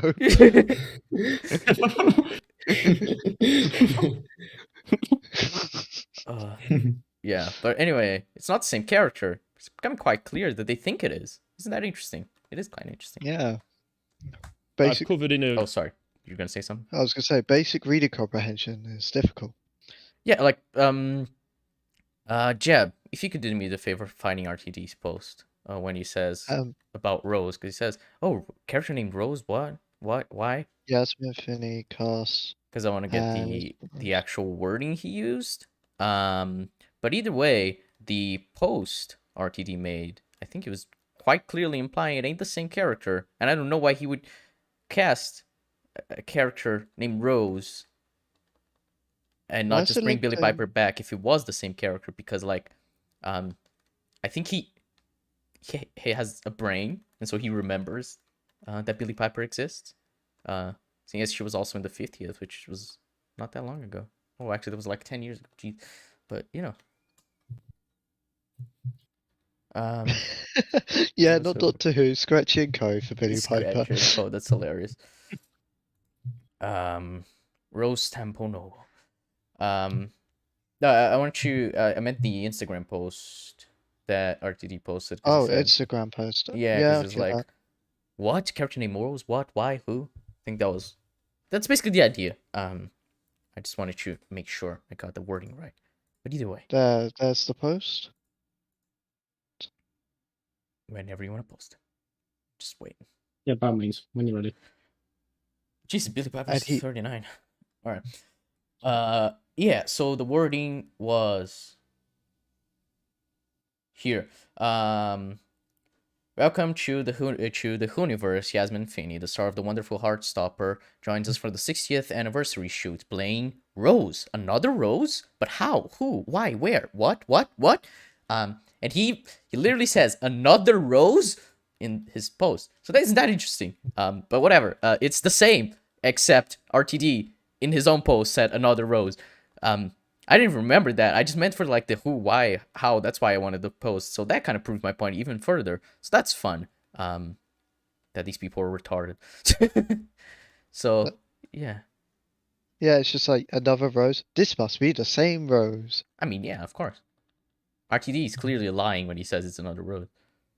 Has there been any place that has like made like I guess an article saying that it's the same Rose? Because I'm very confused. Because even the article you linked says Rose Temple Noble, right? So I haven't seen any. There's bound to be one, Sure. but even the source they're going to use, which is Bounding into Comics, they don't even say that it is playing Rose Tyler. They say we're not sure. Wait, they use Bounding into Comics? Yeah, they used Bounding into Comics, and they went, it is a base source. I'm like, oh no. Okay. Oh. That's fun. We'll get you that, but yeah, Bounding into Comics not good. I can say that much. I don't really. It's not really a very reliable source for anything ever. I try to remember any times they've been wrong, but they've been wrong. But I'm sure it's easy to find. But yeah, can't remember any from the top of my head because I'm not an avid Bounding into Comics reader, contrary to popular belief. Anyway, let's continue. Previous video that you should go check out, Dr. Diversity. He's cast Ncuti Gatwa, I think his name is, something like that, a Nigerian refugee. He's not Nigerian. He's from Rwanda. Okay. Basic research. Okay, not so done. First off, the name. Tin even got the name wrong today. So I'm fine with it. Many people don't know how to pronounce that name. It is. It's a name that takes like maybe like a few pronunciations to get right. Like I don't blame anyone for getting it wrong, but like yeah. So yeah, try. Yeah, the idea for me at least is like if you only read it and you're gonna say okay, it's fine. People get it wrong. The second name he should know though. He said Ncuti Guba. It's Gatwa, but close enough. But he should at least know how it's spelled and then just like say it with how he thinks it should be pronounced, which is fairly simple because the way it is pronounced is just the way it's spelled. but he doesn't even know the last name of this person. When you're making a video like this, I think it's ideal if you know at least the name of the actor of the show you're talking about, right? But whatever. I forgot what my last point was going to be. Yes, I'm just going to rewind. So I've covered in a previous video that you should go check out, Dr. Diversity. He's cast Ncuti Gatwa, I think his name is, something like that, a Nigerian... Oh yeah, Nigerian. He's from Rwanda. That's basic research. So here's the thing. When I'm talking to my dad, I was like, oh, they cast this actor called Ncuti Gatwa. And he was like, oh, neat. And I was like, yeah, he's from... I don't remember where I said he was from. African country, because I knew he was. And then... But I didn't say Rwanda. I said, oh yeah, he fled there after like a genocide or... and he's like, oh, neat. My dad was like, oh, neat. And after that, I went to my phone and I checked to see which country he was from, because I'm not sure. And then I did, and I corrected to my dad. I'm like, oh no, it's Rwanda. So you see, these people are making a video. If you could do the least amount of research to at least say which country this actor is from, that would be very much appreciated. Because it seems kind of just like, I don't want to say racist, because it's like, yeah, it's an African country. You're probably not going to, if you don't remember exactly which one it is, you might say Nigeria, but it just seems kind of racist because, like, I guess everyone seeing, like, a black person like this, like, oh, from Nigeria, it just seems like a subconscious bias of, you know, like, if person is black and they're not from here, they're from Nigeria. But it might just be me being weird.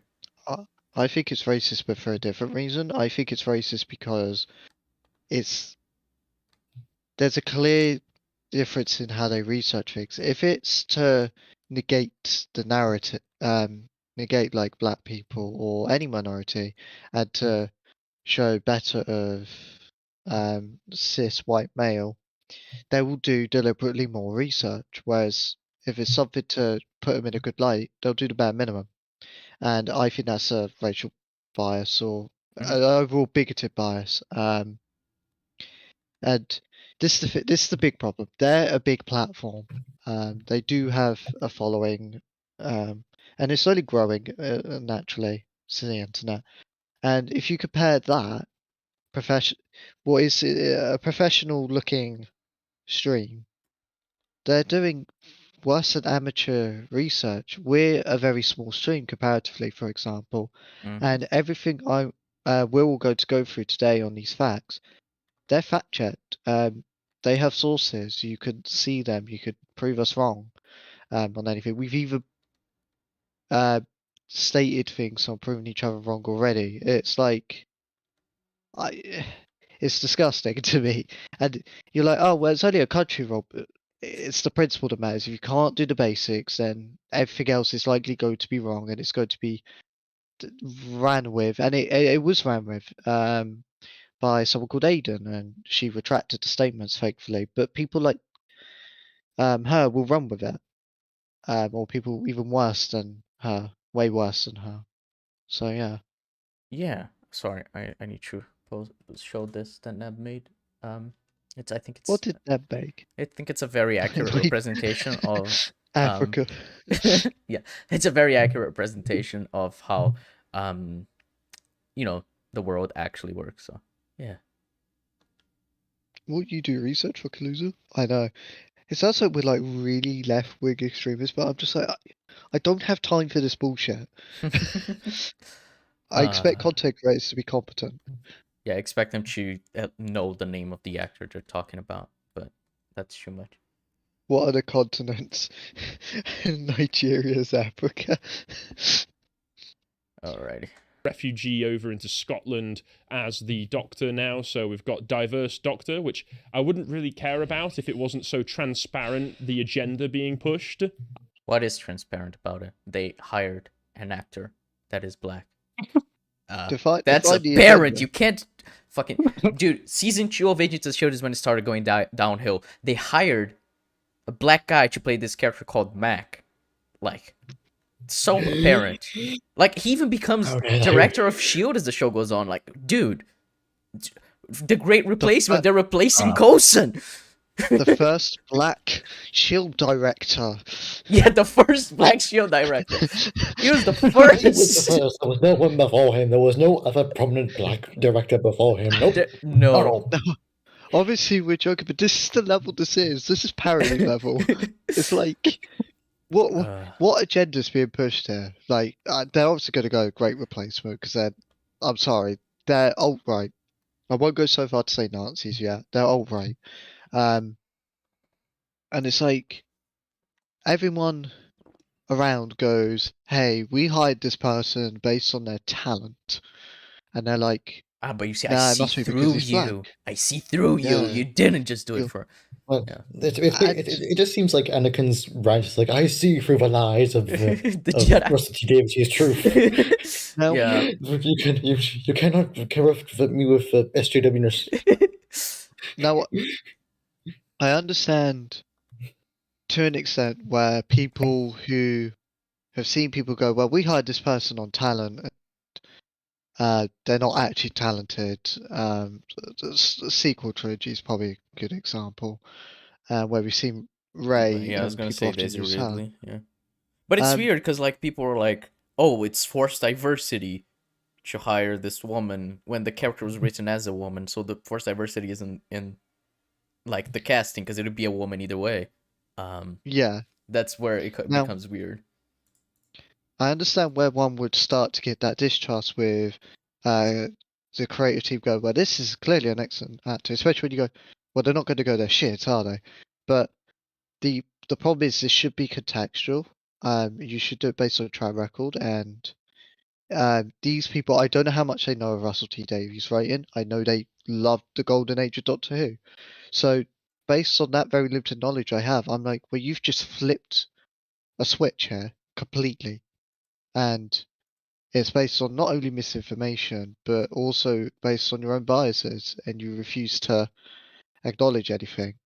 And once you start becoming inconsistent, you enter conspiracy theorist. You need to have substance to your claims, otherwise it means nothing. Indeed. Alrighty, let's just continue with this masterpiece of video. I'm sorry to be rude, but that really is the North FC meme. It really the name, like so close. Sorry. Yeah. No, I know. But so yeah, this is. I'm going to take this from Bounding Into Comics, who are like one of the only based publications. Yeah, I know. Bounding Into Comics is the best. So, when doing this video, and I've got it up right now. Admittedly, this is from 2020. They could have suddenly changed. They haven't, but they have, yeah. Just to clear up, they're still the same.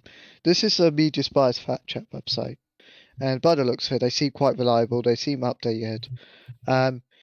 They have Bounding Into Comics as an alt-right source, so you wonder why they're going it's based. Well, it's geared towards their political preference.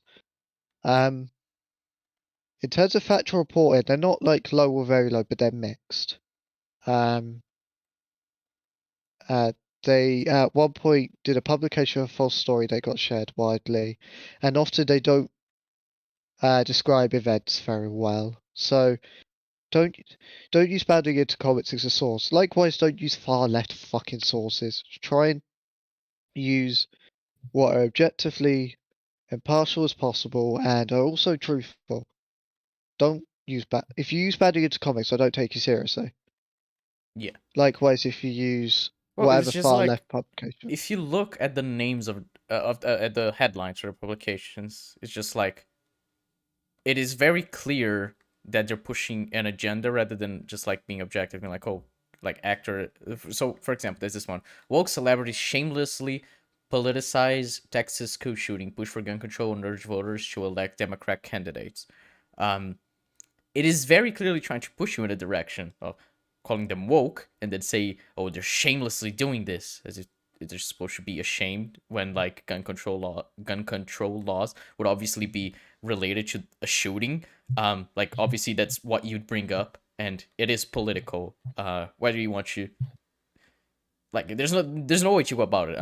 a shooting will be political, the ramifications of it. And so it's like they're trying to already get you to think a certain way with these publications, and they're not like, and it's viewed as a news source as opposed to like opinion pieces. So it's just like, maybe don't do that. Maybe check a source that actually is just reporting on the case, and then you make up your own mind about it. Obviously, every source is going to have some kind of bias because that's just how the world is. But that's why you check more than one source for the same things. What's interesting is they're also running with the fact that Rose Tyler has been recast to be black and transgender. Even the article headline says to play character named Rose, not to play Rose Tyler or any form. Because if that was the case, that would certainly be the headline. Yeah. Yeah, they'd be like they recast Rose, woke recast of Rose Tyler, something like that. Yeah. But it's not, because it's not what happened. So yeah. Also, I just noticed something interesting. It says there headlines for you, which shows that they also have an algorithm that just puts things to what you want to see. That's if any news source does that, that isn't based on topics. Don't trust them. It should only be topic based, so you're interested in gaming news, for example. All right. Pop culture that are available right now. So Doctor Who casts transgender actor to play character named Rose. And Why? Why? No, sorry, just for a minute. As I said earlier to you, why not just call her Stephanie, make her a new character, and then make that character popular? Or almost like RTD's teasing at some kind of importance, right? Like maybe the fact that in his post is like, oh my god, another Rose? Like maybe there's some connection to the original Rose. It's interesting. I don't know. As I said, she could have chosen that name because of Donna remembering the 10 mentioning Rose. Whatever. Let us continue. Or Tina. Or anything. You're in a creative position where you've got a world of possibilities. You're in the charge of Doctor Who. Doctor Who, who's a character who regenerates every time and travels across the universe in a magic, spacey, timey-wimey telephone box. There are a lot of rules you can throw out the window for consistency. And they often have done, trust me. But there's the point, which is just that they've had this last series of Dr. Karen and the Adventures of Diversity, and that's Last one. Wow. Dr. Karen and the Adventures of Diversity. That sounds like a Balls Track title. It does, but it should be. It basically is. Yeah, well, to be fair, they say the same shit that Balls Track does. Balls Track is back in full swing, by the way, guys. Aren't you excited for his content? Yay! Yeah. This is the thing I don't understand. It's like when they go the diversity, I'm like, you understand one of the lead characters is Dan. I mean, it is diverse because he's the only white male, He's the only white male in the team since Bradley Walsh, which left just before he ended. Actually, yeah, never mind. I was gonna say, it's been a while but Bradley Walsh left, and then the next episode then joined the team. So, oops. That's the interesting thing. It's like you could tell it's only on a superficial level with these people. They see a black person, they think box ticket, because if you watch the Chibnall era, it's not progressive. Yeah. Often Chibnall writes it in a way that supports the establishment. He doesn't mean to, by the way, but he does that. Dumb, so I'm like, how do you take away that this is diversity hire when the rating is actually kind of going, yay, Amazon, for example. Yeah, Kerblam is an episode. Yeah, and it's like, maybe because there's like these certain standout moments. I don't know. But I don't understand the narrative that Chibnall's progressive. He's the least progressive out of the 3 eras. Yeah, and the thing that I find weird is like they said RTD era was the golden era, even though that era had like some really big steps in in making the show more progressive. It had the first black companion, for example. So that's just already a big thing, right? So well, didn't they have like the first sort of black sort of recurring character in Mickey, and then the first black companion? Yeah. I think so, yeah. It's like, 2 for the price of 1. Captain Jack being being a pansexual, Yeah. not just bisexual, pansexual, was huge. RTD just being the showrunner is a big statement. Yeah, because And he's gay, famously gay, as some might say. This isn't new to Doctor Who. Like, if you want to do this diversity hire, I'll just tell you to fuck off, because if you understand the show's beginnings, the very first episode, you had Verity Lambert as the producer, the first female producer of her kind. You had Hussein, I can't remember his first name, but he was a gay Indian director, huge for the time. You had you had two female leads, as in the show, and there's many more behind the scenes that were had diverse qualities about them. Doctor Who has always aimed to be progressive. So if you want to pretend it's only progressive now because it does politics that you may not like, fuck off. I don't care. You're cherry picking, naturally. One thing I don't like as well, the way they present it is like, you've got a whole universe of potential. You've got all these different things you could do. Why are you doing this? But because that's what RTD wants to do. This is part of that universe of potential. I mean, the thing you just cited, this is part of it. Yeah. I mean, is he really not tapping that whole universe of potential because he reuses a name? Yeah, it's so strange. It's not even that. You could just use the argument against them. I could go, well, what do you like about Doctor Who? Oh, I like this. Oh, there's a whole universe of potential. Why do we have to do that? Yeah. Like the Doctor's fascination with Earth. I'm like, why do we have to do that? Whole universe of potential. Provided they do find that an issue. They do like that. Yeah. But the argument it's a pointless argument. It applies to anything in Doctor Who. Yeah, he's trying to say that it's forced diversity because it seems to be a lack of creativity. And that, like, that's the his conclusion is it is forced diversity. Why? The having the same name is clearly lazy writing. Why? Because a character has that name, and you could have different names because it's a creative medium. Therefore, you can have different names. It's like, yeah, no shit. You can name a character anything you want. It's just it is it is making a point that doesn't exist because it is using that creativity to tell a story with a character who has the same name as a character we've known and grown to love for a while, and how that might relate to the story, as we know, because RTD wouldn't just do that without it relating to the story, so it will.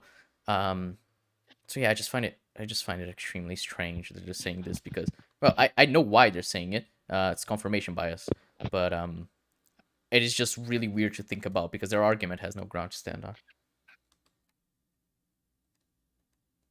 Pretty much. It stunk. Like everyone hated it, and then Russell T Davies comes back, and everyone goes, "Oh yeah, Russell T Davies, he did the good stuff." Yes, and then Russell T Davies comes out with his "If you take out the T, you kill" speech. Yeah, and every. Jeb, do you know what they're referencing? Because I know what they're referencing. Oh, okay. So if you referencing the LGB Alliance, which is like it's like an alliance where it's like LGBT, but they don't count transgender people. Oh, so it's kind of like TERFs. Those retards. Yeah. I don't. Because like he spoke of like a thing where like if you take out the T, then like you're basically then just fuck off. Basically, that's what he was saying. So he was being right. Yeah, he was being based. Okay. Like, I'm sorry, if you're part of the LGBT Alliance, fuck off. Like, I don't know what to tell you. You're part of the problem. Mm-hmm. I don't understand why you are. Instead of a person Neb and I argued with, that were like, yeah, well, I've had bigotry as someone who was gay. And I'm like, yeah, that's obviously bad. But you're doing the exact same thing to people with different gender identities. And they're like, no, I'm not. Because it doesn't exist. I'm just like, what? We could literally apply this to your history. Yeah, I was gonna say because it's the idea that I've read some people say this is the idea that trans people, because it's not like a sexuality, it is relating to gender, it shouldn't be part of the LGBTQIA+, because it's, you know, the LGBT, you know, what it stands for, it is about sexuality, but gender identity obviously isn't sexuality. When it's like that, it's missing the point of it. If LGBT came first, I want these people to shut the fuck up, especially. Because of LGBTQ first, you can't just go, oh well, gender identity is a part of sexuality or whatever. I don't give a shit. Yeah, it's like you're misunderstanding the point of what the LGBT community is if you think it's just like, oh, it is relating to sexuality only. Yeah, and also it's like gender identity and sexuality are kind of intertwined. Mm-hmm. And they actually have to be, because to have a certain sexuality you have to be a certain gender identity. Yeah, of course. So yeah. We ready to move on with the video? yes. All right. Yep.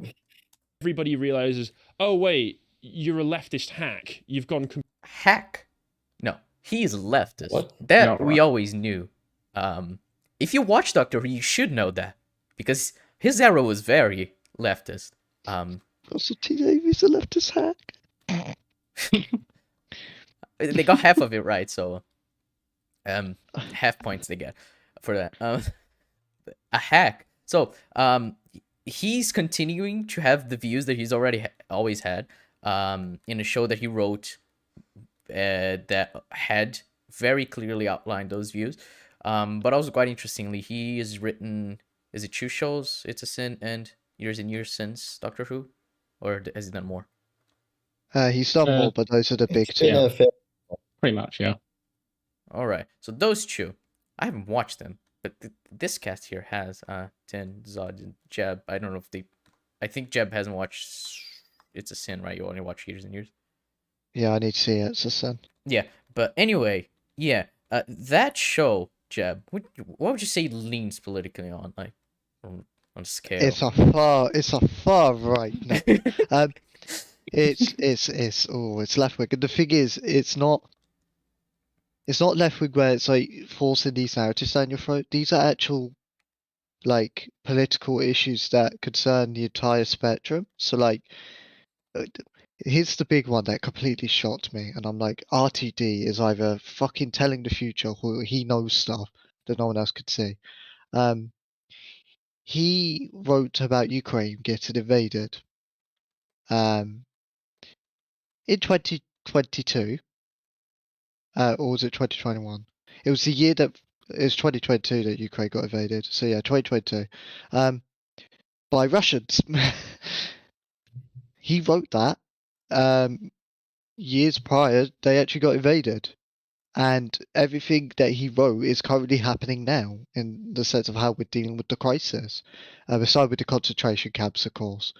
That's for dramatic. And how far fascism could go. Although we are entering a fascist state now with the stuff we're hearing. But yeah, it's very left wing. It's very very well written. Excellent characters, and it's telling issues of whoever you are. These will concern you in the future. Whatever solution, oh nice burp, you may have, they are necessary now. It doesn't matter who you are. You need to come up with something. You can't let the government keep doing what they're doing. And so far, he's been proven right, like he always has done. I love RTD, in case you couldn't tell. He's a genius. He's an absolute genius. No, he's a left-wing hack, Jeb. We just heard it from this sort. I have no clue who this guy's. Lotus Eaters, it seems should be their name. So yeah, I just heard from them. I'm just like, if you're gonna call RTD a leftist hack, I want you to get every bit of your research fucking right. Because if you're not doing basic research, you're in no position to call anyone a hack, like at all. Because you can't even do that right. And I'm like, oh, and the thing is, he even got stuff right, like the BBC being abolished, and he has been so outspoken on why it shouldn't be, and I agree with him. He has really valid points. It's not to just go, well, I want to push my own writing, and that's not RTD. He wants writing to flourish. He wants creativity to flourish. He wants people to freely exist as who they are. He always has done, and that's why he never lets those aspects be at the forefront and makes his content accessible for anyone on the political spectrum. Yes, there's left-wing bias because he is a left-wing writer and it will tackle left-wing solutions and how they work, but ultimately, he writes for all. It's just, imagine putting him as a leftist hack. It's fucking annoying. oh, I don't like politics that don't concern me. Well, fuck off. Yeah. I'm gonna get pissed off more because they're gonna become transphobic and shit. But like, fuck them. Yeah, wonderful. It's gonna be very exciting. It's like, Anyway. Oh, it's Sky's like, still being. Yeah. I don't know how they can call him a leftist hack or just a hack one. Like, it's a sin. Is like, it's all very much based on his experience in the 80s because he grew up in the 80s during that crisis. He knew people who died, and like, it's all based on his experience and how tough it was back then. So like, was that leftist propaganda or something calling to them? His like first hit show, or his first show, either way, it was a hit. That tackled abortion. It tackled LGBTQ rights in a time where that was another nice one. In a time where that was like a huge, major issue that was causing huge controversy. He was tackling all of this. He didn't give a shit. Yeah. RTD is a bold writer. He's even tackled like sort of very sort of inner circle LGBT stuff because like in Bob and Rose, which it's about a gay man who falls in love with a woman, and like he doesn't think he's bisexual. He just loves this one woman, and it's like it tackles a very sort of LGBT issue, which is like, does this count? Is this valid? Does it is like it's a very sort of gay sort of story. It's like a very personal story because he knew this is based on an experience of his, and it's like even other stuff where it's like you can't. How can you call him a hack when like you can tell that he's passionate about writing and he's taken all these experiences and all these stories he's heard and just made them into absolutely compelling stories. And if you read his book, well, the book that interviews him more likely, it's not specifically written by him. You can see his thought process in his writing. It is transparent. It's there to lay bare. Unlike a lot of writers, like you can, because the magic of this book is you see those thoughts in real time. You don't see a writer looking back on hindsight, like giving an interview and such. You see him thinking these at the time. Why is he making these certain choices? Why is he making different choices? And he is very careful with how he crafts things for the sake of compelling drama. Like, he specifically wanted the season 4 finale to be written in certain ways. It was, though, the Children of Time died. He didn't want any of them to actually die, especially Mickey, because the optics, because he's ready to go kill Mickey. So he does this big twist around it. And that's now much more effective and regards one of the best endings. It's like, just because you don't like black people on screen, or you think a trans person's diverse, it doesn't make the writer a leftist hack. It makes you narrow-minded. And you are the one that needs to understand that there's different viewpoints, there's different ways to write things, and ultimately, just because these people are in the media doesn't mean they're defaulted to this singular one option that you've decided to close them in on. It's like, fuck you. That's not how it works. Yeah. And also, like, you can't really call him like a hack when he wrote Midnight in like, what was it, like 3 days? Exactly, in a week. Was it on his shopping list as well, wasn't it? Yeah, I think so. I think so, yeah. Like, he wrote it because like it was a scrapped episode idea, and it was like, this is too good to pass down, so he just wrote it in like a span of a few days. You cannot call that man a hack. And even Family of Blood. And this is the interesting thing. Obviously, Paul Canal is cited as writing it, but RTD did a lot on that episode. That actually tackles racism in a nuanced way. It's not demonizing white Despite people. what Twitter would want you to believe. Yeah. Whatever the Twitter controversy is, don't go anywhere near it for anyone watching this. Don't bother. But it doesn't. It's not like Rosa, and I get Rosa's trying to do a different story, but it doesn't like outright demonize and deal with zero nuance. It actually handles it quite sensitively. It tackles the typical person that's a good person, but they have racist, subconscious racist behaviors because of the time. And it's still an issue prevalent today. And what it does, it has Martha tackle that head on, and the character adapts and changes. And they're not seen as this abhorrent person incapable of change. And I think that's a brilliant way to tackle racism, because that is the normal, well, quote unquote, normal form of racism that we see. That's the commonplace racism. People don't think they're racists. It's a matter of fact. So the fact that they deal with that. Shows how talented RTD is and how much he cares. I disagree. I think you're SJW. But now that we've established that Jeb is the diversity hire of ECUM, let us continue. Fuck you. Completely an intersectionality has rotted your brain. But the active destroyal. So the fact that they came up with all these new characters, all the new characters sucked, everyone hated them. So they're literally just going to go back and just destroy the old characters as well. Why not? Yeah, because this is part of the 60th anniversary, and they will be bringing back David Tennant again, despite the fact he was supposed to be ended 14 years ago. Yeah, now that's I don't know. that's the Doctor Who staple of bringing back old doctors, though. That's been a staple for like 50 years by this point. So in the 50th anniversary episode, all the Doctors showed up at the end. Bruh, the first Doctor ended like 50 years ago. Why the fuck's he back? Imagine like watching the Three Doctors in 1973 and going like, why is William Hartnell here? He buggered off 8 years ago. Yeah, that's hilarious. It's like, yeah, this is anniversary special. It's like multi-Doctor story celebrating the Doctor Who history. More than one Doctor in a celebration. Never had. Hearsay. It's like watching what is it called? Cold Breath? What what's Capaldi's first episode called? Deep Breath. Deep Breath. Yeah. Watching Deep Breath and be like, why is Matt Smith here? His tenure ended the last episode. Like, what the fuck? All I'm saying is these guys would have a heart attack over the 5 Doctors, where like there's a good 4 Doctors on screen at the same time. Like that would give them a heart attack. Do they count like drawings of the Doctor? Like you know, shit, yeah. Then oh god, then human nature is gonna kill them because all 9 of them are on there. Fucking Husbands of River song where she has the photo of when Doctor. it flips through all of them and it's like, what are they doing there? Go away, go away. It's like, I mean, Husbands of River song should go away, but for other reasons. This is part of the reason I'm going there. I don't know. I can't say they're a show because this is such a staple. Whether you like it or not, it's still such a staple. You can't add Alien to the concept. It's like, so do they think that all of Big Finish is bad? They must, right? Because they'd be like, oh, this character story is already ended, so why continuing it? So surely they think all of Big Finish is bad.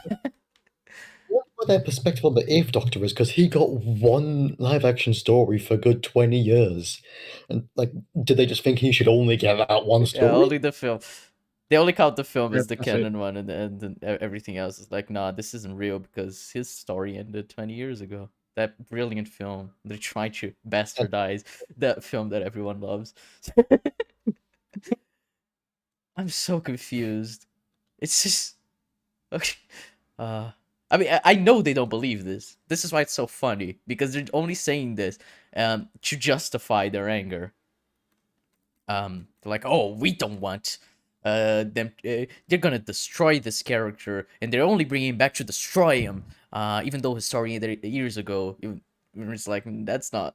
You're just completely missing the point here, aren't you? They forget. It's a show that involves time travel, so of course all characters can come back. Yeah. It's like, oh, what? A doctor meeting another doctor? That's impossible. He's only like 2,000 years old. Doctors meet each other all the time. There was a Children in Need special, the 5th one, the 10th one. Could that not happen? Oh, yeah. I love that. I love the little Where's the limit? Like, where does it end? We're going to get out John Hurt's corpse and we're going to drag it around. No. I'm gonna dig up William Hurt and just be like, you're gonna bring in this one whether you like it or not. Tom Baker's wheeled out of the care home after Alzheimer's and he's back on set again. He's terrified.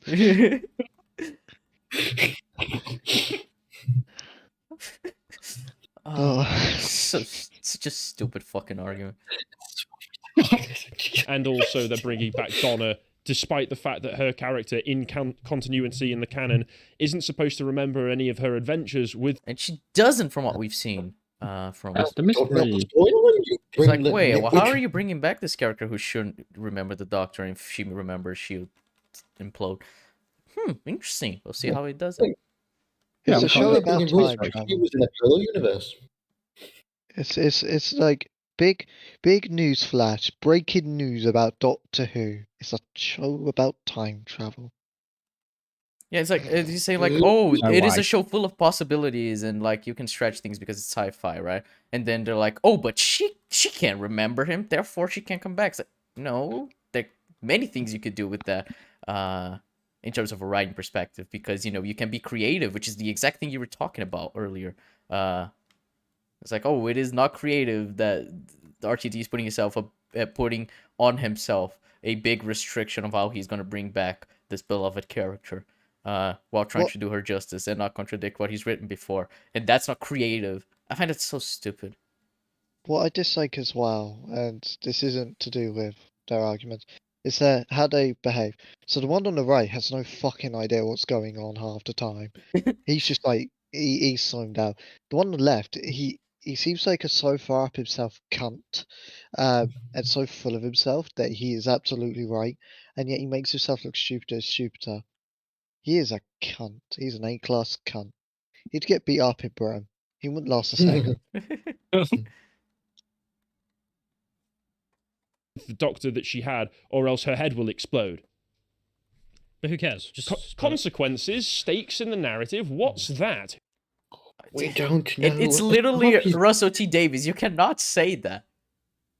Like, if you even said that it was the best years of the show. You cannot say that because you're assuming things based on nothing, because we don't know any plot details about any of this. He's a leftist hack now, so that means he's bad, so we can't trust him. Yeah, so... he's a leftist. It's circular logic, right? He's like, oh, it's gonna be bad because he's a leftist hack, and he's a leftist hack because this is bad. But it hasn't come out yet. Yeah, but it's gonna be because he's a leftist hack. So, that makes sense. I think RTD has forgotten the fate of one of the principal characters that he wrote, but they remember, so they win. Yeah, they're very smart. They're much smarter than RTD, they RTD teasing that somehow they're back. And they're like, yeah, he doesn't remember at all how that ended. He only wrote this character, right? He's not, no. Yeah. Why do I get the feeling that, like, they go like, they're only bringing them back because they're the popular ones. Like, why would he bring them back? He didn't even write for them. Yeah. Well, yeah, because it's not like it's Moffat bringing back 10. It's literally RTD bringing back the characters they wrote. That's a good point, Tin, because it's even more stupid. Well, what I was gonna say, I forgot what I was gonna say. Go on, Jeff. What makes it worse is I can tell they didn't do their research, because there is one character that just debugs this narrative at how RTD has undone, quote unquote, undone an ending. He brought back Sarah for school reunion to continue her story. He then made an entire spin-off based on her and ended it with The Adventure Goes On Forever. Years later down the line, he rewrites that ending and he makes a continuation, show where all the characters are. Clyde is a professional artist. Luke works within UNIT. And Rani's a major journalist. Luke is with Sanjay, who was set up in season 4. And Sarah J's friends and that arrive. And it's a beautiful short story filled in lockdown. Featuring probably the best ending you could have had for the character, in which she, to them, has died, but Rani hypothesizes that she isn't dead. She's with a future incarnation of the Doctor, and they're traveling around together. Yeah, I saw a feeling maybe like it's the curator that went back to go and get her or something. Yeah, like, it's a really sweet idea. And it's like, you could choose either interpret it as the story's finished or she's on her adventures with her best friend. And I'm like, this is the perfect ending, and this is the perfect way to continue all the characters that you yourself created and continued. And it's like, how do you not trust RTD after that? Because it's not just any but character. were any of those characters black, Jeb? No. Clyde was. Oh. Well, were any of them trans, Jeb? Exactly. So I win. So, Rani was Indian. But it's also like to... I'll let you go first. I was going to say, yeah. And it's not just any character. It's not just any companion. It's the most iconic companion. You're dealing with a very sensitive... Yeah, it's fucking Sarah Jane. Yeah, and her actress is dead. This is very sensitive, and he handles it masterfully. And that is from 2020 or 2021. Anyway, Ted. Oh yeah, like I was gonna say, speaking of like surgeons, I remember like there's the episode with the death of the Doctor where like he writes for the 11th Doctor, which is like a Doctor he's never written before, and he even brought back Joe Grant for that, like after 40 years of her not being in the show, and they're both done really, really well. So it's like he can write for characters who he's never written before, and like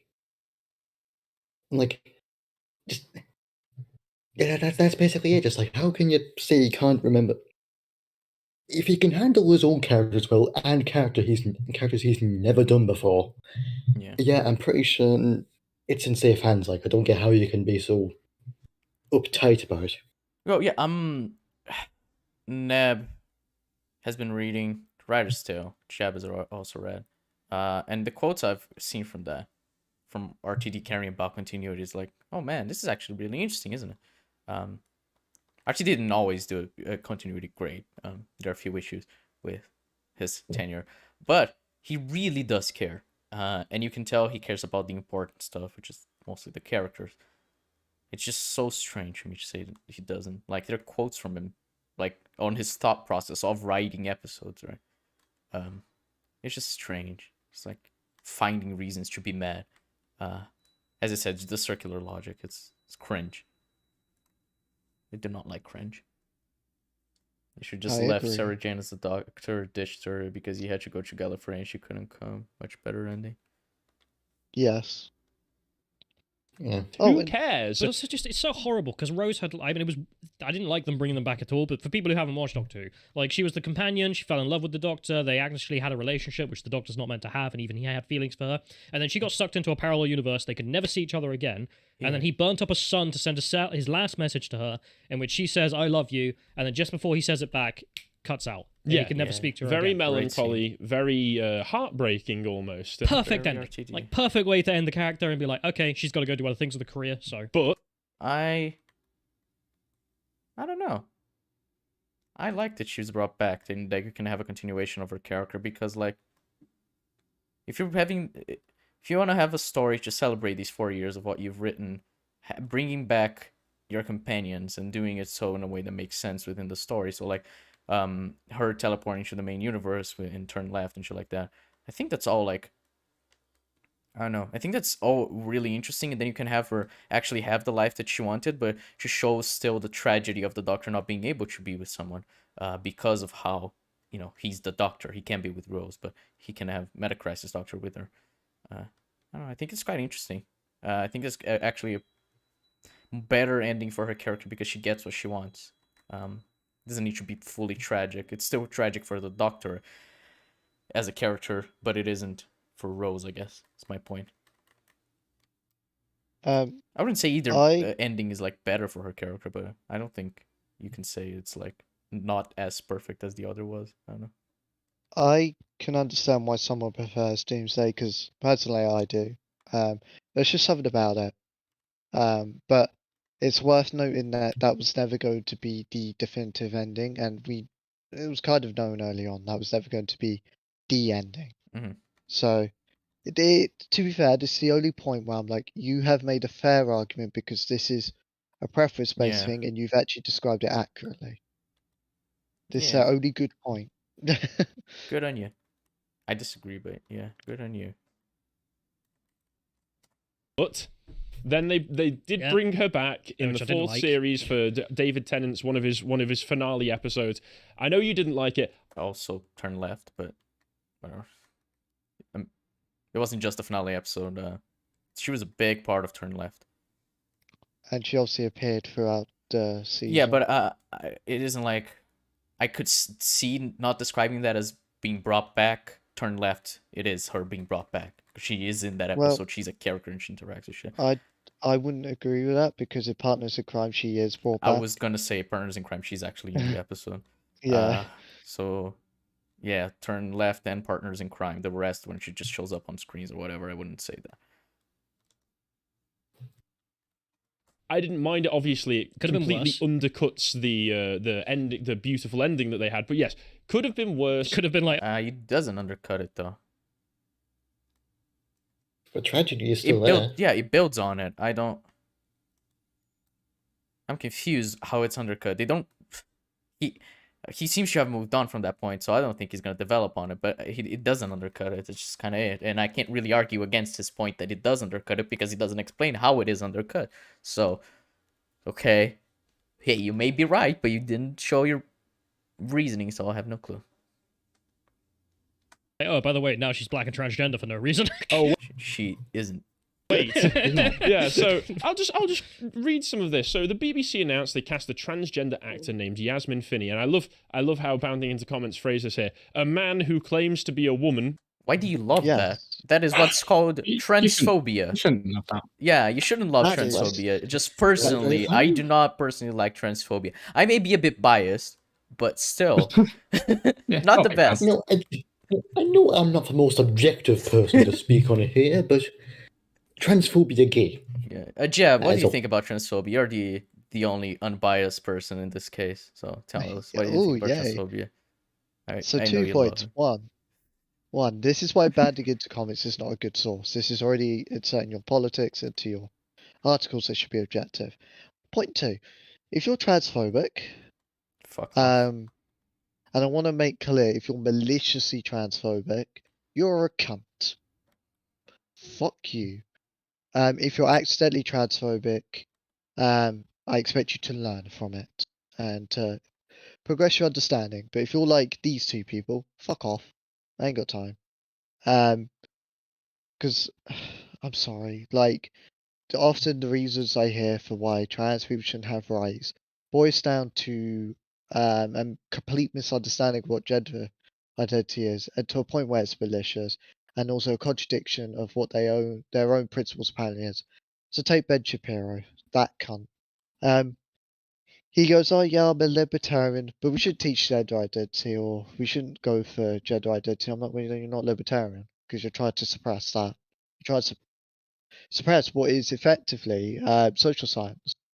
Psychology. It's something that Mr. Tardis says a lot in his videos responding to these far-right people, of being like, you claim to be pro free speech, but you end up being extremely against it because you want to suppress all these things being taught, and this stuff being talked about, just like, oh, RTD wants to write a trans character, but you want to suppress that. You're not for free speech because it is part of RTD's freedom of speech to want to have these characters, for example. Exactly, and like this is the lightest transphobia we will get. This is the lightest. It gets way worse. Oh my! This is the okay. Fun time. This is like your taster. Oof, very good. You already taste like shit, but we'll see. Jesus. True. Rose now has a penis. So. Yep. To play a character named Rose for the upcoming series that is being crafted by showrunner Russell T. Davis. Interesting point out, a character named Rose does not say Rose Tyler. The source that you're using contradicts what you said, but whatever. We've already pointed this out. It's just interesting to mention. It's just funny. They will read this article verbatim and they don't see the contradiction, or they're choosing to ignore it. Yeah.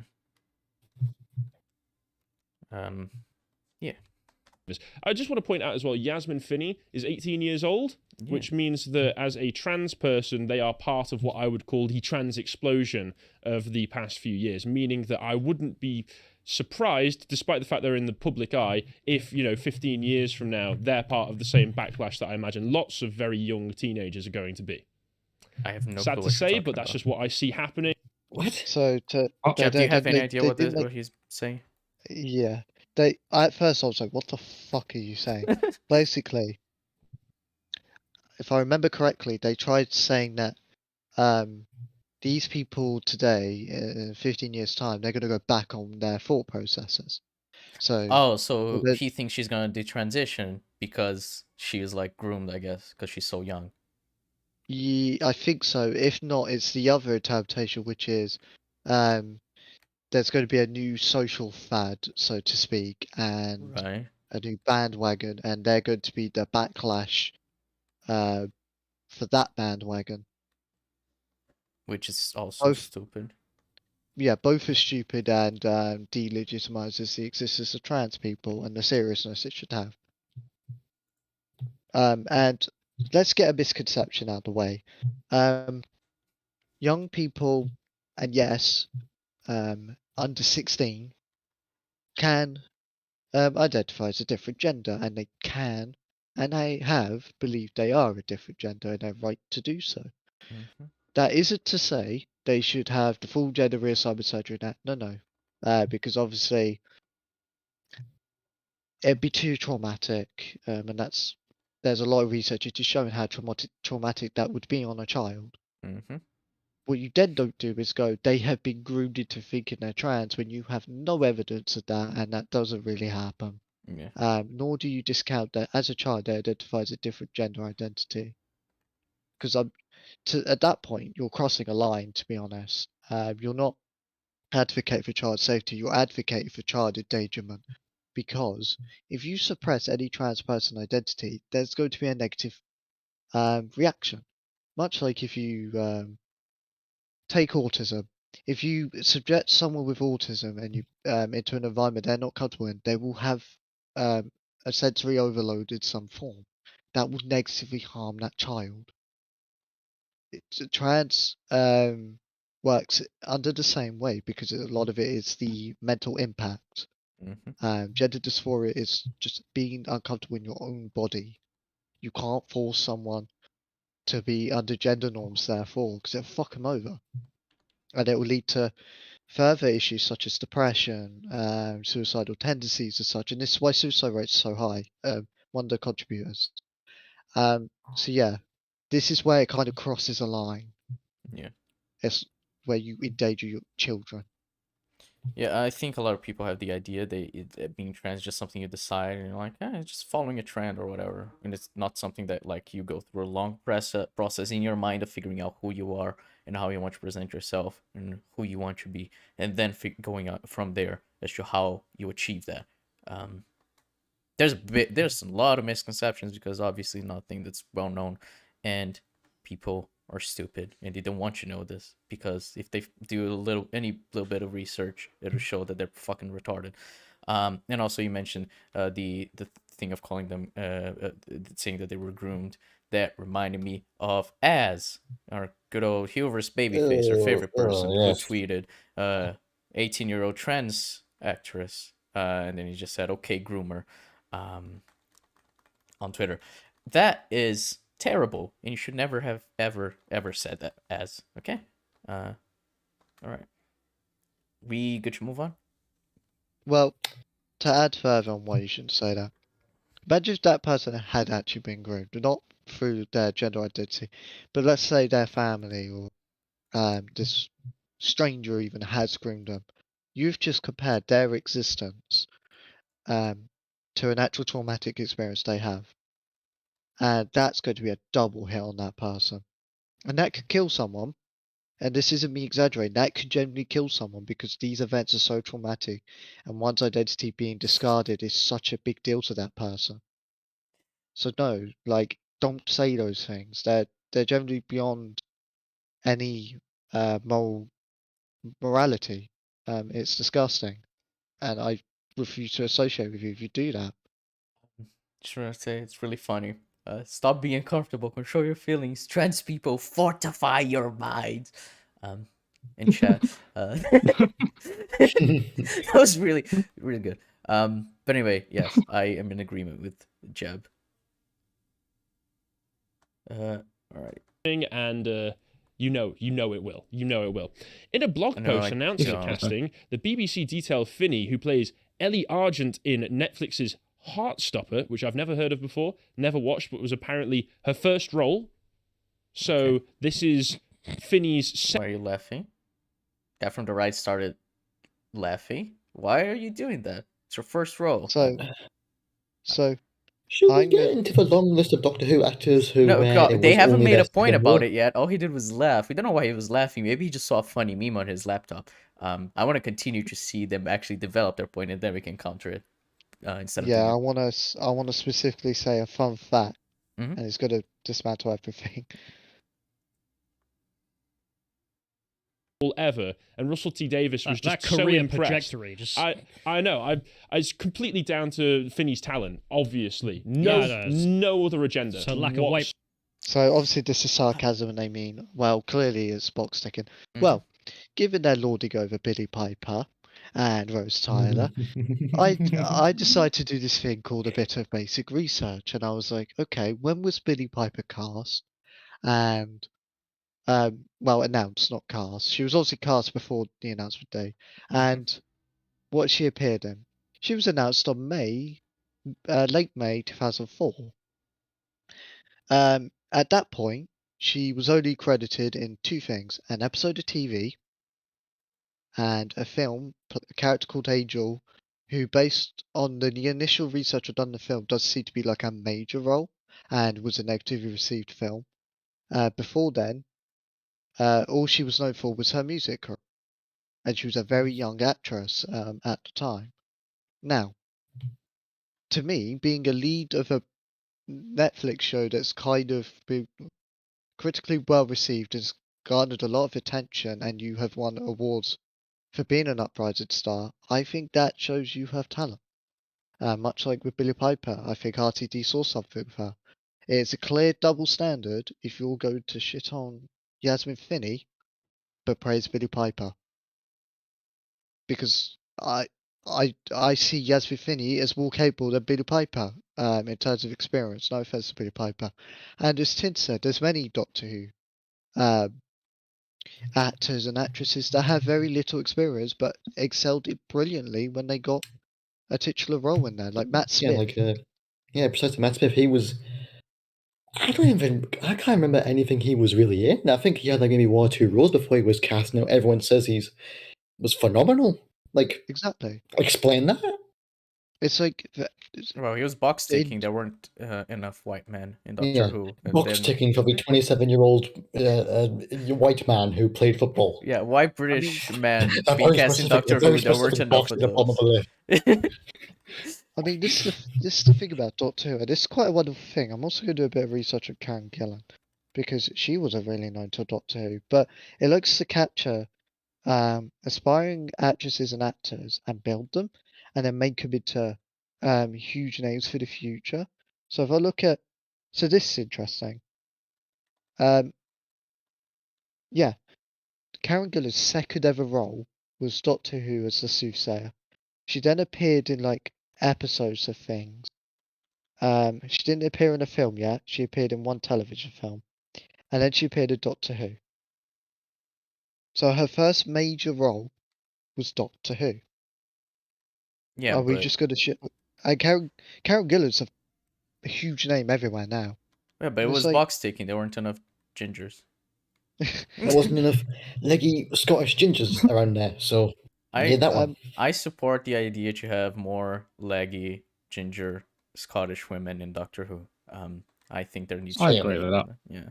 It's like very, very rarely does Doctor Who aim for big names, partially because of budget, but also because that is what it's advantageous in. Even David Tennant, he was in a household name at that time. He was in Casanova, and that was another role he was successful in. But until Doctor Who, his career was kind of like slowly building. Christopher Eccleston was in several things. Peter Capaldi was a seasoned veteran. Peter Capaldi, I guess, is the one, and then I guess John Hurt would be one that's like very famous. Yes, John Hurt would be one. William Hartnell would have been one. Jenna Coleman, I think she also got famous because of Doctor Who, right? I don't remember her being in anything. I think I've just thought of like the ultimate sort of counter to this. Tom Baker. He was barely an actor. Doctor Who was probably his first role, I think, and he was mainly a builder in Liverpool. Yeah, and then he became like a big time actor because of Doctor Who. And he's the most iconic. Yeah, the most famous, the most iconic Doctor ever. Like in terms of like all the Doctors, it's either David Tennant or Tom Baker, and he was basically a builder from Liverpool who was just on hard times until he started Doctor Who. So don't fucking tell me about inexperienced actors. Yeah. I'm also thinking right now, didn't Bryan Cranston also have like very minor roles, and then it was all comedy because he's a comedian, until he was cast in Breaking Bad, which was like his first major role? Probably. Pretty much. Fuck. I think actually Aaron Paul. There's a chance that Breaking Bad might have been his first role. Let me check. But yeah, my point being, unknown actors getting these roles and then becoming major actors. This is a thing that happens quite a lot. I mean, Freema Agyeman, she wasn't known really, at least not to my knowledge. And Doctor Who has been arguably her biggest role. She's been in what, Sense8 since then, which is something that people like. It's kind of John Barrowman as well. Not Noel Clarke was building his way, but now Noel Clarke is kind of like should disappear off the face of the earth. Yeah, I don't think Noel Clarke is going to show up in many things now, but that's just a guess. No. Who else? Arthur Darvill. I don't know what he was in before Doctor Who. He was definitely in stuff. Yeah. But I also think he also didn't really get famous until Doctor Who. Not that he's became like a huge name afterwards, but he did get like some pretty bigger roles. More well known thanks to it. He was in Legends of Tomorrow, which sort of I guess plays the more Doctor in Legends of Tomorrow. It's so funny. I mean, Jenna Coleman, as you said, got big for Doctor Who, also The Crown, and now she started to make a big name of herself, at least at British TV. Right. Look, she had a role where she was like in 5 seconds of the first Avenger, and that clearly impacted her career more than Doctor Who. She was. I think it was either Bucky or Steve's date at like the World Fair thing. She was Bucky's, yeah. Steve's was blonde. Like they've got like a lot of Doctor Who actors in, but that's just the most random sort of coincidence ever. Yeah, I mean, to be fair, they really use Christopher Eccleston really well in the MCU, so. And also, Doctor Who has challenged actors to go outside their comfort zone. So, again, if we look at Billie Piper, she was a fucking singer. But if we look at Catherine Tate, she had comedy roles. She was a comedian, and RTD deliberately went, well, she can be funny in this, but we're going to put her through the ringer and emotional, because newspaper would have gone, well, they're going the easy route. She's just going to be funny. And that's another thing to consider, because I think that's exactly what he's going to do again here. He's going to put things to defy expectations. It's a complete double standard by them. That shows further their lack of research, really. Oh, I just remember. I'm pretty sure Chloe Bennett's first acting role was Agents of S.H.I.E.L.D, or at least one of her first, because she was also a musician before. Yeah, that's definitely her big breakthrough, Agents of S.H.I.E.L.D. Yeah, because she said a lot in her interviews. It's like she spent her entire adult life in Agents of S.H.I.E.L.D. So, yeah. What about Robert Downey Jr.? He obviously had active roles prior, but MCU got him. Oh no, yeah, he had been like fucking arrested by breaking into people's houses, fucking alcoholic, and yeah, agents. Yeah, not agents. Iron Man got him back on track.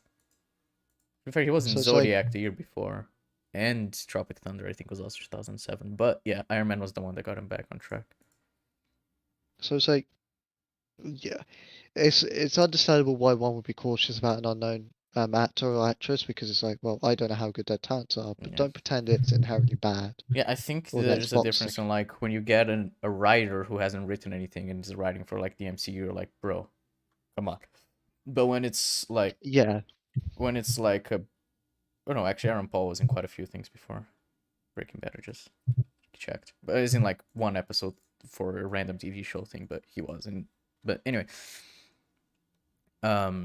but with an actor is different because they have to like go through the audition process and actually, you know, get a lot from them that we have to check if it's good. With writing, it seems like Hollywood doesn't know what good writing is, but most people understand what good acting is, and it, especially, you know, writers who are casting for their characters are gonna know who to cast and how to cast them. With the idea being that the process for hiring an actor is not going to be just like, oh, this actor is inexperienced and therefore it'll be bad. It's like, I think I'm way more intrigued by an actor who hasn't had many jobs before than I am if it was a writer who hadn't had many jobs before, getting like a big break, basically. Pretty much. Yeah. Ready to move on? Yep. Yes. privilege. She basically prime minister at this point. She was white. I know, exactly. She's just that talented. So Finney is playing the character of Rose and filming scenes that are due to air in the 2023 to coincide with the show's 60th anniversary. And what a way to celebrate the 60th anniversary of this show, eh? What, by shooting it in the head? Yes. And honestly, if they did just have it be a complete about face, like a 180, where it's just like the 60th anniversary is like, it just cuts to black and then it just cuts back in and everyone's dead. I think that would be So this is quite sickening, and like. Wait, no, let them finish their point, because the happiest ending that we could hope for Doctor Who right now. We're sorry for Dr. Karen comes on screen. Yeah, that's what That's their point. But anyway, this is quite sickening because it creates the implication that because these characters, even if it were true, they're going to be played by minority characters, they should all be dead, and that'd be the best thing to happen. And I'm like, bro.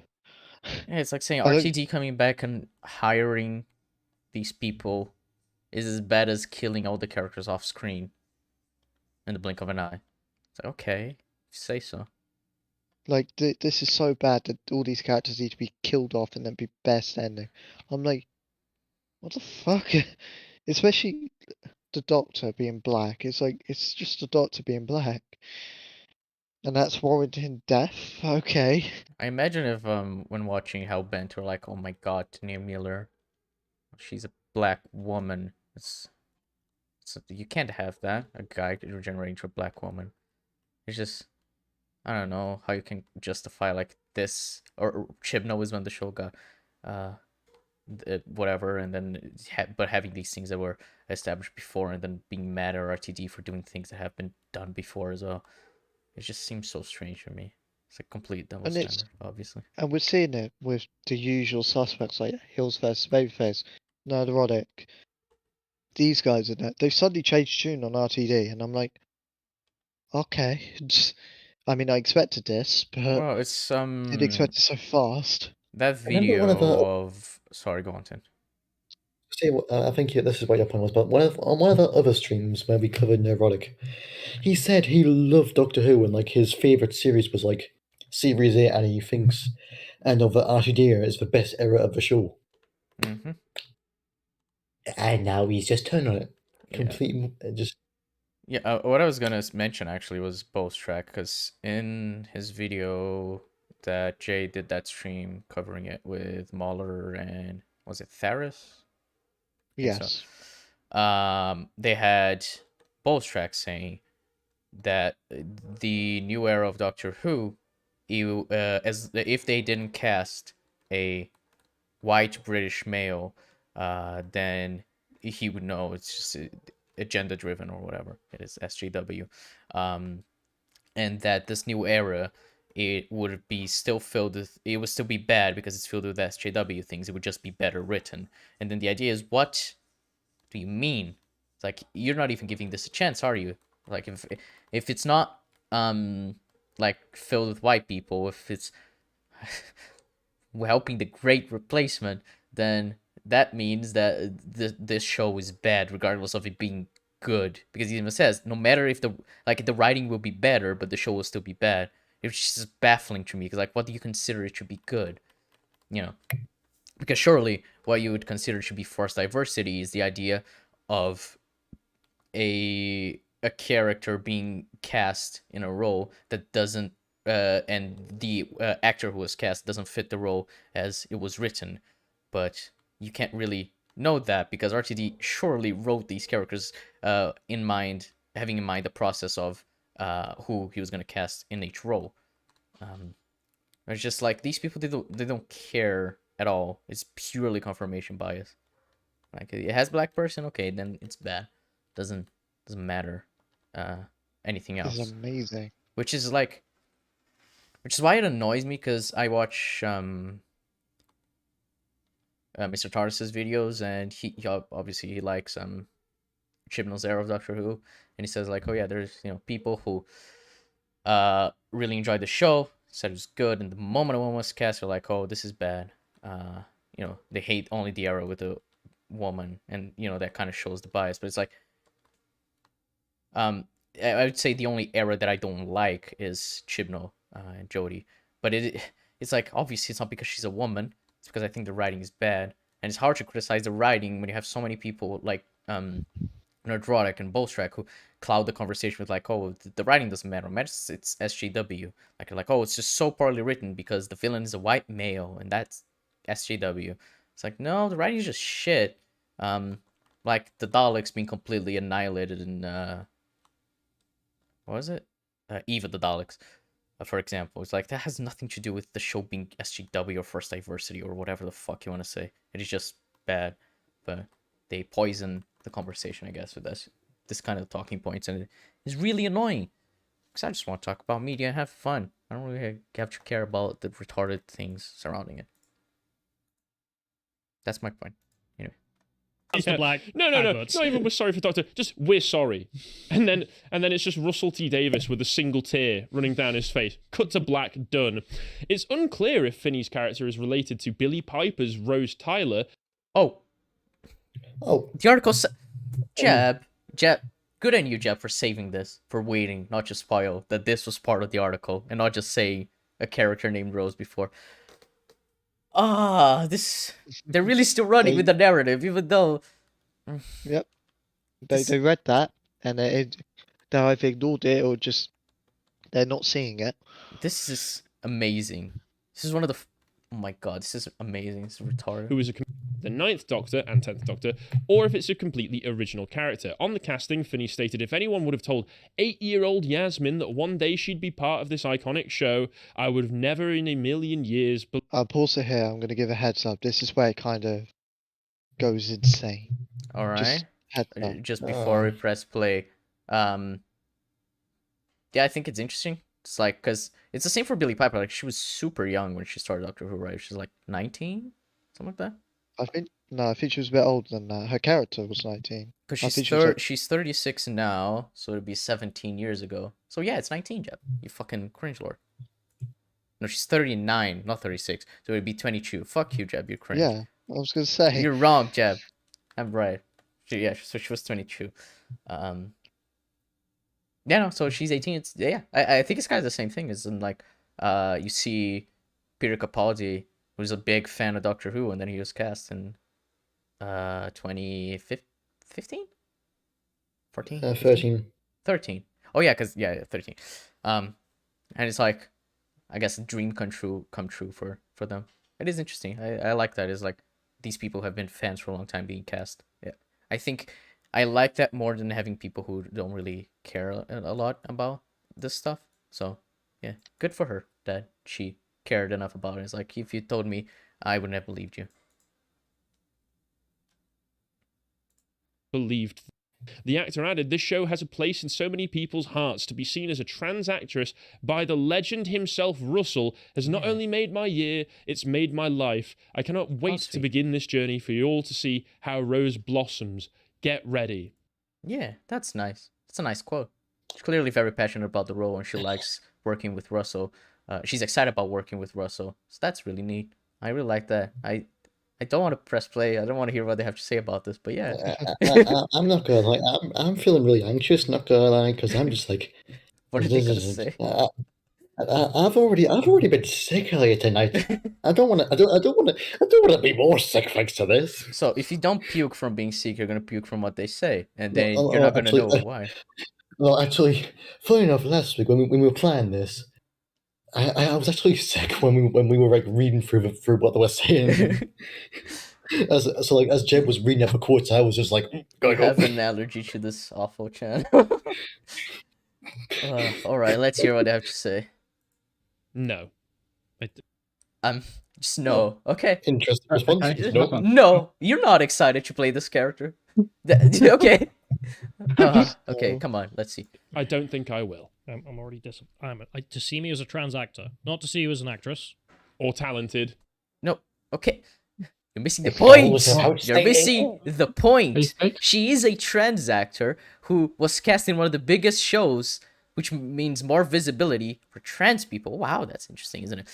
By Russell T Davies, a writer she respects a lot, clearly. It's like... I don't... It's like there has only been one other trans actress in the show. And she was 7 years ago. Also, like why would trans. she? You go. I'll let you finish then. It's just like trans representation matters so much because like I said at the beginning, they've done so little for it. Like no disrespect to Rusty Davis, but it's just a case of like I don't think he understood how to like go about it with like how it was blossoming and growing throughout the years. So like and it led up into like him like writing an actual transgender character in one of his miniseries, which used the same actor that went on to go in Doctor Who. But like this will be a proper actual trans character, hopefully, like and like in a time when like we're all basically like scared to go on the streets, we're scared to do anything. Just to have representation in a show like this matters so much, and that's exactly what she means. It doesn't mean she's not talented. It doesn't mean that she isn't a good actress. It just means that she's someone that for trans people to look up to and actually see themselves in, because that's who the companion is for. There's someone to see yourself in for a trans person. Stay at home, seeing a trans person just go on these adventures would probably fucking mean so much to them. So that's probably what you mean, you thick-headed bone twats. You go, Jeb. I still have something to say, but you go first.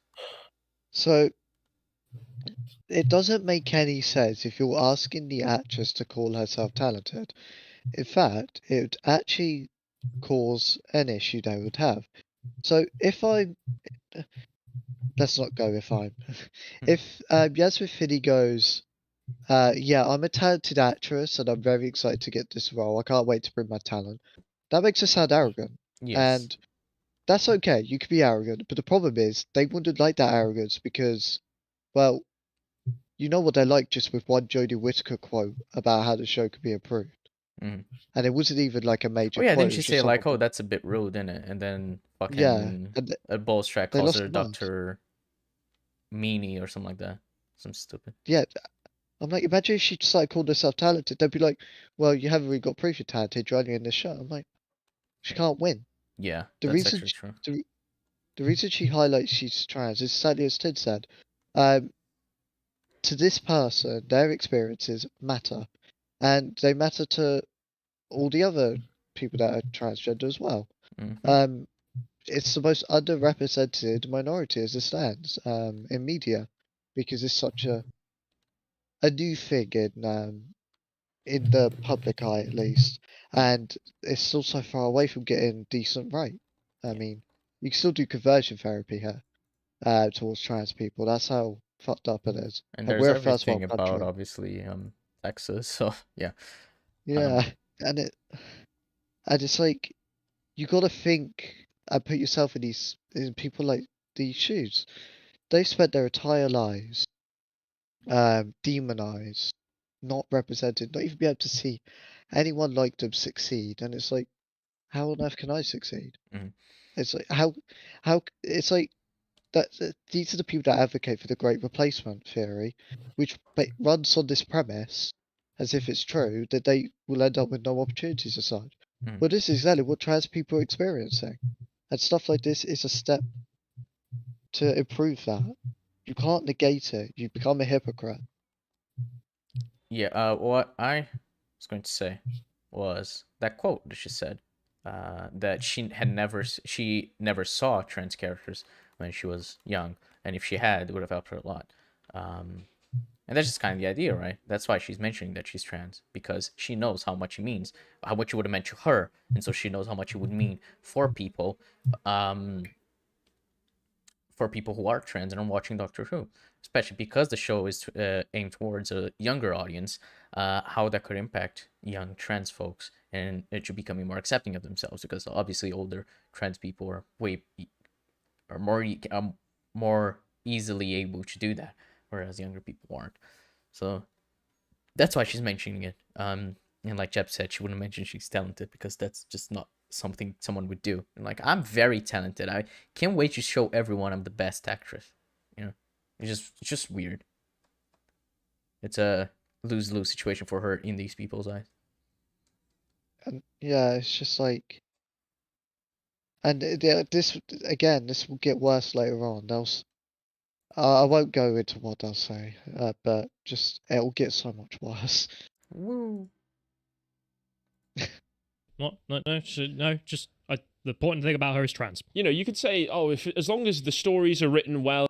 That is an important thing about her. That matters. That has value. That is an important thing about her, but it's not the only important thing. Exactly. That she is a trans person succeeding in a society that is often against them. That matters. And I say this as someone who A, isn't trans, but part of different minorities. My disability, for example, I'm hearing impaired. Opportunities are difficult, in my experience, and I have it way easier than a trans person with my hearing impairments. There's so much support, but I still feel disadvantaged, and I have to show myself. I have to make myself visible. I have to get these roles and show to people they can do it as well. That's part of my job. So God knows how it must feel for someone that's trans, especially on a globe. This is global. This is RTD tends to make Doctor Who a global name. It matters. It is very important, beyond belief. And they all perform their parts well, it could still be fine. And it's like, yes, but do you really believe that this is going to step away from the political correctness and the intersectional stuff that got inserted in during Dr. Karen's run? No, because it wasn't inserted in that era. Wait, what do you mean by intersectional? Is it? It's. Let me get the exact definition. It's something that I'll use. Intersectionality is the acknowledgement that everyone has their own unique experience of discrimination and oppression, and we must consider everything and anything that can marginalize people. Okay. So like. Is that a bad thing? That acknowledging that people suffer discrimination in different ways? I don't understand why it's bad to go, yes, if you're this I guess minority. They don't want the show to address the oppression of trans people because they want, I guess, politics out of it. It's like... Which is weird because Doctor Who has always been political, but whatever. Exactly, I don't... It's like... There's a... Mr. Tartar says this a lot, and I agree. It's like every media is political because it is made within the context of the world when it was made. So obviously there's going to be political things about it. I don't think people understand what the word political entails because it means a lot more than just it is talking about trans people. You know, it's further than that, I guess. And this is the thing, if you... anyone that gets into sectionality, I would love to know why, because I think they're against... I don't think they truly understand. But let's use the perfect example, and that is Martha Jones. She has an entire story based on racism in the RTD era, and it's one of the most beloved stories. And RTD heavily helped in that script, as mentioned earlier. That uses intersectionality to show that there is a classism divide and a race divide, and people's experiences are different. I don't understand. It's showing nuance. It's applying nuance. I'm sorry, like, that you people as cis white males, don't like the fact that you've had better experiences. I'm sorry you don't like that, but the fact is you have, and I think you should feel generally more sympathy towards people who haven't had such privilege. Imagine not being able to go into certain parts of the world because you'd be killed. You can't say that really about a cis white male. Truthfully. Yeah, not really. No, but this is going to amplify it. It's good to have just an open admission, though. Yes, this is just a progressive skin suit. Like, we've murdered Rose. We're going to wear her skin, except put shoe polish on, essentially. And, What? No, there's nothing happened to Rose. Rose's still out there, living her life with Medic Rice's doctor. What? Not wearing her skin because it's just her name. This is just so wrong on so many levels. It's like, no, none of what you're saying is actually being done. But you say that as if they are admitting to it. And they did it in a way where, like, oh, they didn't want to, but they let it slip because she said she's a trans actor and she's excited to be a trans actor. It's like, okay, that doesn't imply any of what you just said. Doctor Who being progressive. No. That's never happened before. No. I personally think Russell T Davies was a very right-leaning writer on his tenure of Doctor Who. Just personally. I think Doctor Who wore the progressive skin suit when it hired an Indian gay man and a female producer. Look, Doctor Who only wasn't woke before 1963. You know, when it started in 1963, that's when it became woke. Yeah, Doctor Who was good before it started. You know, I'm going back to the good old days when the show didn't exist. William Hart didn't watch any Doctor Who before he was cast. What a fucking star cast! You stole my joke. That's a Mr. TARDIS joke. Can you know it? Yeah, I did steal it from Mr. TARDIS, but I was hoping you remember. I stole it from Mr. TARDIS and didn't steal from me, so I think it's fine. Because if you steal from a stealer, then are you really stealing? Yes. That's a reference. I don't know what, so I'm just gonna ignore it. If you're being racist to a racist, so you're really racist. I was I was referring to Drew Gooden, which is like a video he made in 2017 with the stealing thing. But anyway, Doctor Who has always been progressive, and that is the point I want to make. So yeah. Be like, yeah, she's black now. Why? Don't think about it. Because she's a different character. Rose is black now. Why? Because she isn't Rose Tyler. She's that other character named Rose. You just read the article saying we don't know if it has any relationship to that Rose. So dumb. I want to point something else out, and it's not necessarily to do with this video, it's the whole discourse in general. I like how they go, the show's so fixated on having trans people or black people. If you read the press release, Ncuti's race isn't mentioned at all, and Yasmin Finney being trans is mentioned once, and that's by her in her direct interview. So it turns out the only people really fixating on this stuff are these people. Yeah. The show isn't doing that. Actually, it's the point that you just stole, so get fucked, Jim. Actually, how I saw found out that Yasmin was trans was like, it was like not. I think it was like a bit, maybe like not long after Ncuti was announced. Ncuti. Sorry, my bad. Ncuti Gatwa. There we go. Just when he was cast, there. I'll just wipe out my stupid pronunciation. When he was cast, they were seen like photoed together at like I think it was like an event, like not long before he was cast, and everyone was saying, "Oh, they're going to be like companions in that," and like or like a Doctor and companion, and everyone said, "Oh, trans companion." Like that's how I found out. Like I didn't even like notice it in like the actual announcement post. It was just from like fans talking about it. It's like, yeah, that's my point. Yeah, I got what you mean. It's the point is that the show isn't making a big deal out of it, as in like the way it's been announced by the BBC or RTD mentioning it. It is genuinely that the people are talking about it, and the show is just like, yeah, she's trans, and that's yeah. It was like fan buzz because it's like a trans companion is a big deal, so everyone would speculate about that. It's like the actual post was like, "Oh, here she is." Yeah. Oh. Like pretty much. It's like what was it, Malfoy or whatever from Harry Potter, where the character got arrested in the London riots. So they cast him as a new guy, and the new guy was black, and I was like, yeah, but the old what? Okay. Okay. All right. Yeah. Fine. All right. Wait. What the fuck? Where? What are we talking about? What? Basically, like I think it was like the actor who played Crabbe in like Harry Potter. He was in like the London riots, so yeah, he was like arrested. Okay. So replaced him with another character, but he was a black character. So like, I don't see the significance. Like, it's another character. Yeah, I mean, the actors. As long as the race isn't relevant to the writing, I don't see why replacing would matter. Same character. Like, they don't say the character's name. They just sort of say it's like, oh, it's one of Draco's friends. Oh. Oh, the great replacement started early on. Oh no. Oh, the head writer of Obi-Wan is one of the writers of Army of the Dead. Oh no. Oh no, Neb. Why would you tell me that, Neb? No. Oh no, it's writing the next Transformers movie. No, please, no, not that. I want to die now. The Flash. He wrote King Arthur, Legend of the Sword as well. Oh, best film.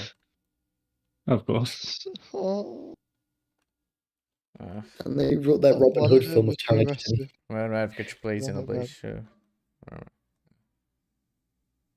Accept that and move on. Davies also stated, life on Doctor Who gets brighter and wilder. How can there be another Rose? You'll find out in 2023, but it's an absolute joy to welcome Yasmin to the Doctor Who set. We all fell in love with her in Heartstoppers. I guess we did. Yeah, Thanks. Okay. What? I He's imagine referring when to- he says we, he's including himself and the crew working on Doctor Who. We, the people who cast her, fell in love with her, and therefore we cast her. It is a very simple line of cause and effect. You know. I doubt Russell T Davies was thinking of you in your mum's basement when he was thinking of that announcement. We, except this random guy on this podcast who's fucking using Nazi speaking points. Except for him, all of us fell in love with her in Heartstopper. You know, I assume Russell T Davies knows that not everyone has seen Heartstopper. But that's just an assumption because, you know, who knows? Maybe he does think that. And I'm just looking silly here because definitely the person who thinks they're included when RTD says we isn't the one being silly. Also, like, yes, of course, like someone who goes as if we in more than just the crew. Let's say RTD was on about the people that have seen Heartstopper. Yeah, he means Yeah, the so people does who it- have seen Heartstopper. We all Yeah, fell in love he's- with her. Yeah, the people who like Heartstopper, we like her. It's pretty. This kind of goes to everything. You can't be deliberately obtuse here. Yeah. It's just so, yeah. He's looking, again, as I said, looking for things to be mad about. I didn't watch Heartstopper, so I didn't fall in love with her. Not that he would like Oh. Heartstopper, because this is the story about, like, the two main characters, and they, like, two gay guys, like, are friends, and then they end up falling in love with each other. I'm pretty sure that's the story, so. Yeah. Yeah. Like, I'm pretty sure you could say this for any sort of thing. It's like when David Tennant was cast, you could say, well, I didn't watch Casanova, so I can't fall in love with him. Exactly. And it's like, what was I going to say?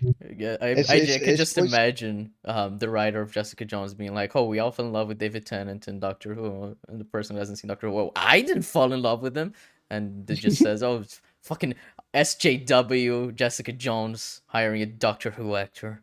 Oh, It's all, I think it's just a poison in the well tactic to make Heartstopper seem Mhm. irrelevant when that's just not true. yeah, I haven't seen it, but yeah. It's I've seen her it only advertised, role haven't- she has so far, and she's been praised to hell for it. I think it's a bit relevant, just personally.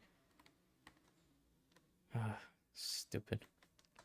Thanks for that one, Davies. It's on my to watch list, I swear. Yeah. One of those shows which changes the world. If you say so. And now, How would you know? You can't make fun of him. Just like, oh, if you say so. How would you know if you haven't watched it? You don't have no idea about the discourse around it. You don't know what he could mean by that. Also, it's it again kind poisoning of- the well. it kind of has, like, not in a way of like a global sensation, but it's really big out there, and it I mean, tells. it is on the top 100 rated shows on IMDb, which is no small feat. It's rated at 8.9 overall on IMDb, which is really high for TV shows. There's a lot of people who I've seen talk about it, and I keep seeing it recommended. I just haven't gone around to watch it. Like, yeah, it is pretty big.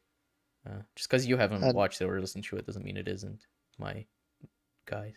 And like it's a story that focuses on, because here's another thing about it. LGBT plus obviously has become more rampant representation, but it focuses on two guys. Guy on guy LGBT plus representation is Yeah, less than makes sense. female. Yeah, because it's Because- more accepted as lesbians, I imagine, because of fetishization. Yes.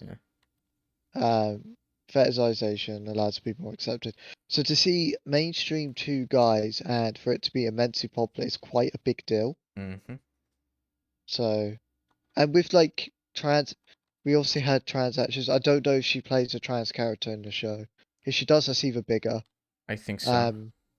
It's that's even bigger. It's like, yeah, this is clearly important, and it does change the world. It promotes inclusivity. Mm-hmm. I mean, it has changed the world clearly to a point where she was cast. Like, it may seem small, but it is a change. She wouldn't have been cast if that show didn't exist. In the future, that show will be looked back on as when we discovered that person in their huge breakthrough in the future. Yeah. Yeah, it's same for like Hunter Schafer. Her first acting job was Euphoria. She's becoming a much bigger actress now, and as the years go on, we're gonna look, oh yeah, Euphoria, that's where she came from.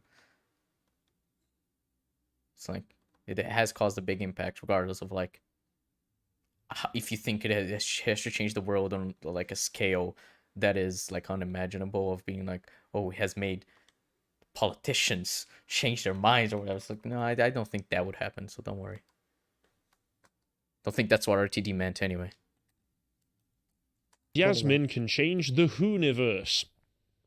Just let it end. Just let it end, for the love of God. Following Gatwa's announcement, the BBC also announced that both David Tennant and Catherine Tate would also be returning to Doctor Who. Yeah. And as noted by the BBC, Tennant's 10th Doctor and Tate's Donna parted ways, with the Doctor wiping Donna's memory and informing her family that if she remembers, she will die. So, Russell T. Davies... Yeah, but then something happened after that. You remember? End of Time? It's actually a bit more context than that. I think it's important to know, but whatever. Has got a hell of a corner to write himself out of there. And I am expecting spectacular results. To be fair, I am actually expecting spectacular results, unironically, because it's RTD. But you can use your irony. I don't care. I might just hate watch this. Sorry, did you say, Jeff? I might just hate watch this. Okay.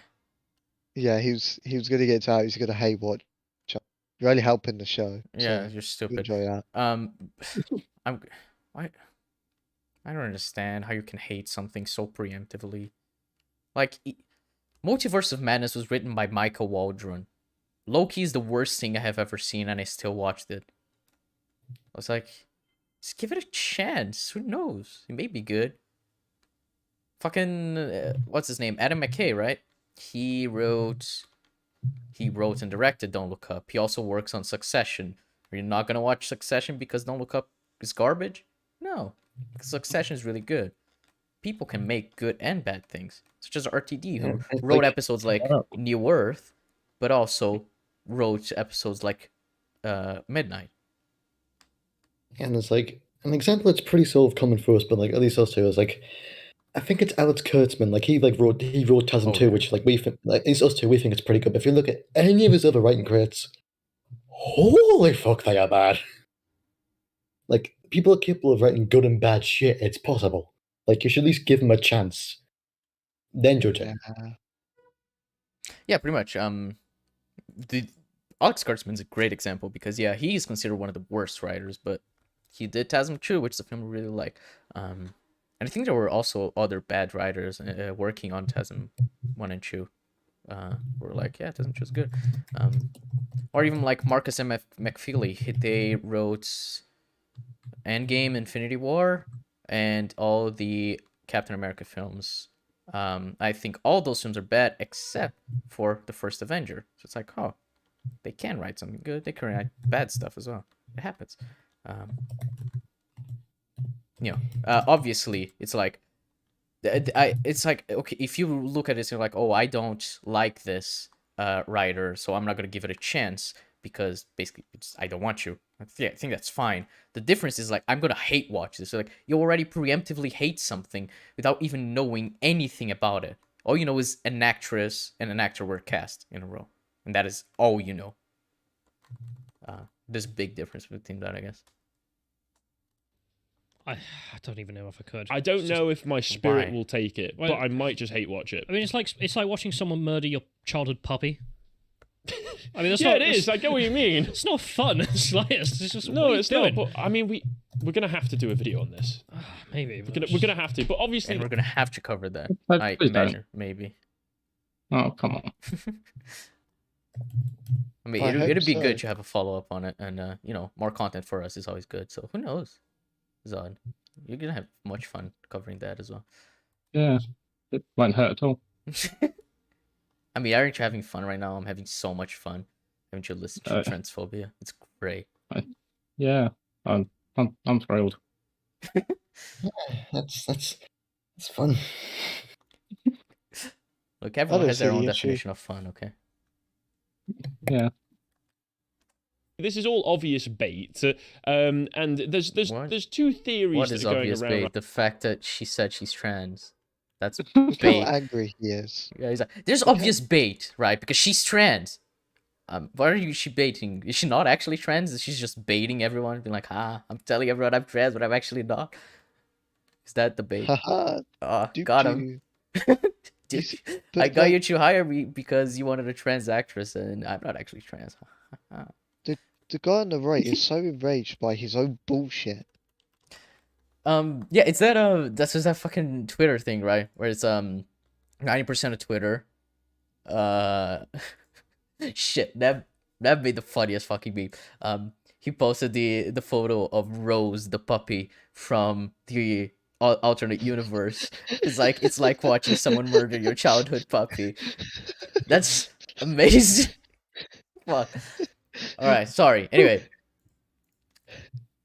I forgot completely what my point was. Oh yeah, it's the thing is like 90% of Twitter is making up someone is making up a person and being mad about it. And that's basically what I get, like, this vibe from this video. It's just like they're making up shit. It's like, oh man, I can't believe they do this, and like, but they haven't. It's like, man, I can't believe they do this. Right now, one is my theory, which is that they are bringing Rose back as a legacy character because at the end of the first series with Christopher Eccleston, she absorbed the time vortex, so it's going to be she can regenerate now, and that no, what? Yeah, he actually believes this. Okay. This theory, it doesn't make sense. It is based on nothing, because Christopher Eccleston's Doctor, the Ninth Doctor, absorbed the time vortex. The TARDIS energy out of her, and that's what caused him to regenerate. If you don't remember, that's why he regenerated. It was to save her life. So yeah, no, he's just wrong here. There's nothing, there's genuinely nothing you can say about it. He's wrong. Let's continue. Like they did with River Song, and therefore she What? No, River Song was different. She was born in the TARDIS, and then that's what caused it. What do you mean, like they did with River Song? It's completely different. She regenerated into a trans woman who is black. Why not? There is also because it doesn't make any sense. That is why not. My guy. Russell T Davies wouldn't do that because that would make absolutely no sense. Theory that this new Rose is the son of Donna and her husband. Well, did you just say the son? Did you just say the son? Oh, Jeb, you weren't kidding, were you? It does get worse.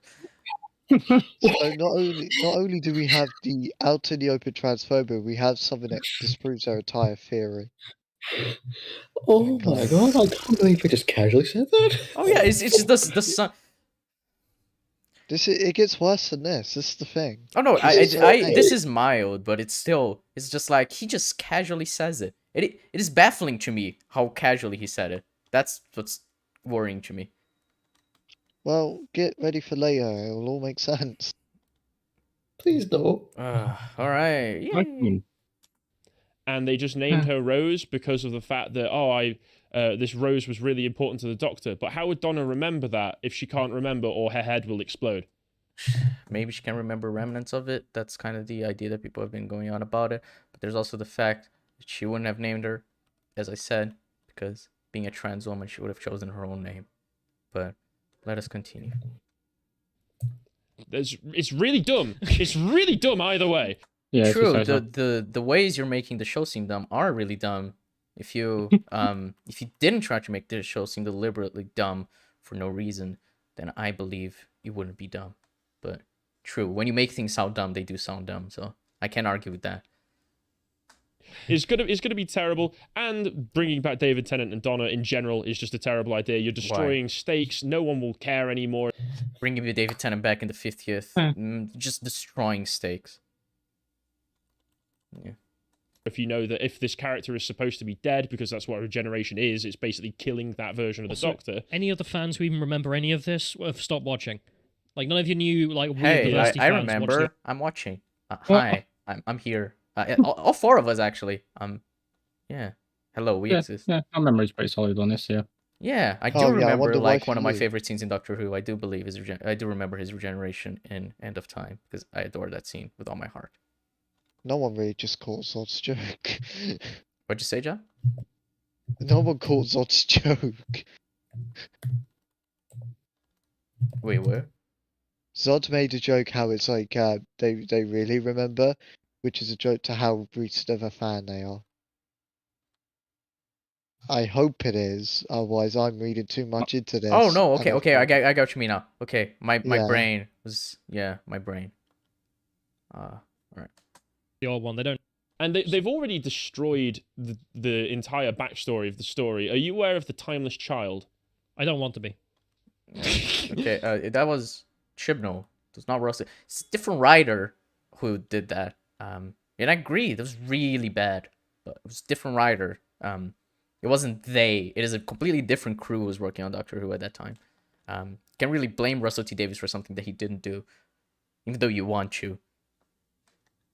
Right down to the social media team. They're completely different now. Yeah, but no. So tempted. I watched Nerderotic talk about it, and that's enough. Yeah. Oh, Of course you did. Of course you're citing Nerderotic. Why wouldn't you? She was born in the TARDIS. I mean, she was conceived in the TARDIS. Yeah, Neb fucking is right. River was conceived in the TARDIS, not born. I mixed up the words. Anyway.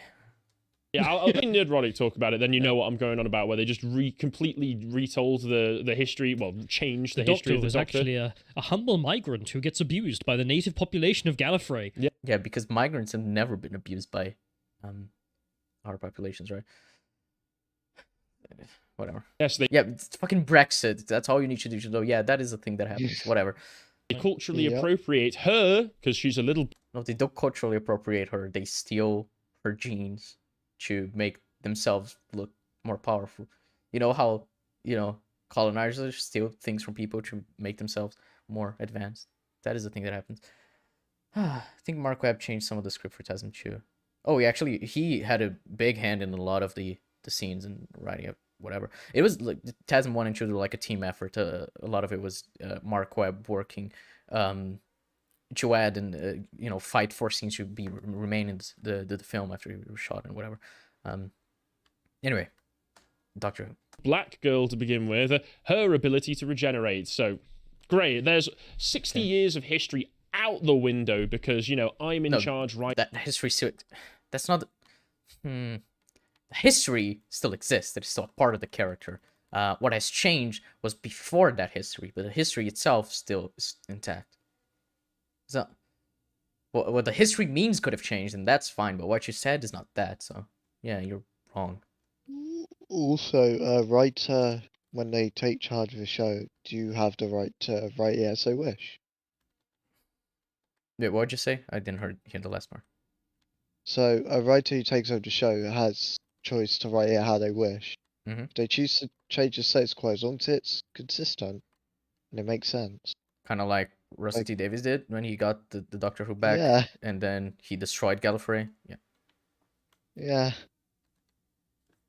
right now, so I'm the one with final say. I mean, I'm just thinking of that Simpsons meme of the kid who's just like, make it stop. Like, it's... Yeah, it's already dead, please. But let's take a look at what the new statement has to say about this. Why we should celebrate Yasmin Finney, the first trans Doctor Who companion. You could see... Literally the meme. We destroyed it, but that's a good thing. Yep. We've destroyed it because we cast a trans actor, and that's good. We should celebrate that we cast... Yeah, we should celebrate we cast a trans actor, actually.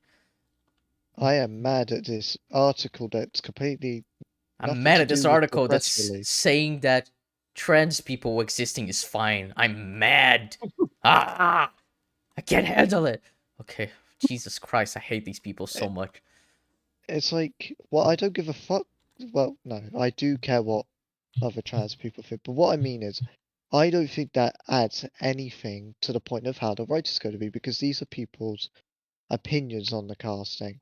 Yeah, This it's just isn't like, a oh, what creator. other people think about it, yeah. What RTD is going to write about it is completely irrelevant to what these people were saying about the casting itself.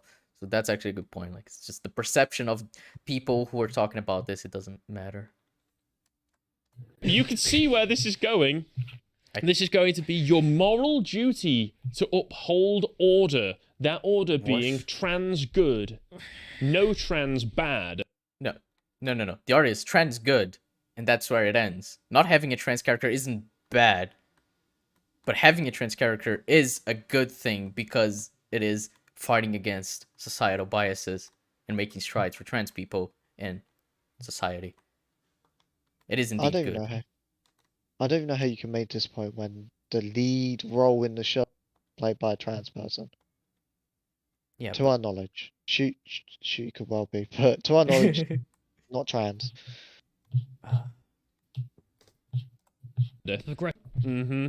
Unlike the Doctor, I only have one heart. But when I read the news that Yasmin Finney, I'll carry on, has been cast as the Time Lord's companion in the next season of Doctor Who, I thought it might burst. Having recently finished the Netflix series Heartstopper, I was already longing to see more of this talented transgender actress. Finney, this sounds fetish. This just sounds like a fetish. What? Excuse me? Said the actress. So like, let's say I watch Once Upon a Time in Hollywood, right? First time I'm seeing Leonardo DiCaprio. Let's say that. Just for the sake of the argument. Seeing Leonardo DiCaprio. Man, that guy's good in this film. Can't wait to see more of him. This guy would think, man, you're attracted to Leonardo DiCaprio, aren't you? You want to fuck him. That's why you want to see more of him. It wasn't because that he was a really good actor. That's this argument. That is this level of retardation. Oh my Jesus Christ.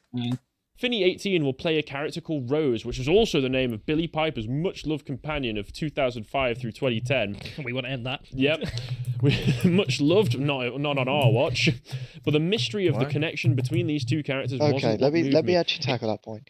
Imagine saying that Rose Tyler is not loved, yet this character No. That's not what their point is. Their point is she is much loved, but she will stop being much loved because of our writing. Like, she's much loved, but not on our watch. We're gonna make her become an awful character who everyone hates. That's what his point is. Well, so then my point stands anyway, because you've named this character deliberately to tie with this other character, which shows a legacy.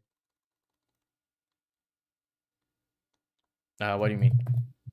So, if your mystery revolves around naming the character after this beloved character, and you're going to make the argument they're going to undo the love for this beloved character, that doesn't make sense because you've named the character after this beloved character.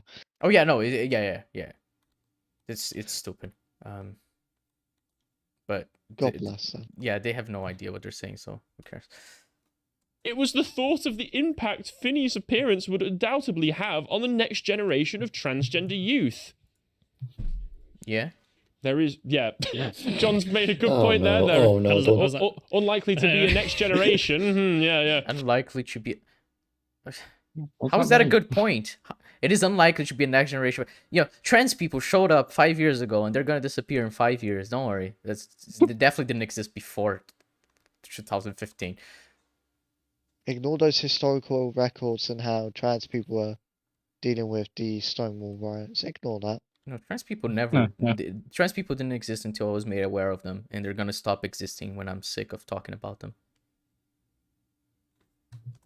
If you're talking transgender teenagers and children, I honestly don't think there is such a thing. I think these people, for the most part, have been groomed. Why would you finish that sentence? You should just kill yourself in the middle of it. This is where it kind of goes into this kind of territory. Great. Yeah. No. Teenagers can be trans. You need to prove they've been groomed. There's not much I can say. Whatever. Do they even know how can you even groom someone into being trans in like such a capacity? You should explain that before you just make these assumptions. Take you, for example, Sky. Mm-hmm. To my knowledge, you're the only trans person in your family. You're in a country that's not very welcoming towards trans. Indeed. And you've had you did realize you were trans, but you had all these behaviors since you were younger. Yes. You are literally the example to show that trans young people don't come about by purely grooming, or really at all by grooming. Mm-hmm. Save for Tin, for that matter. Yeah, because Tin and I are around the same age, so yeah. And whatever Zod ultimately chooses, if it's a different gender identity, they'll be the same.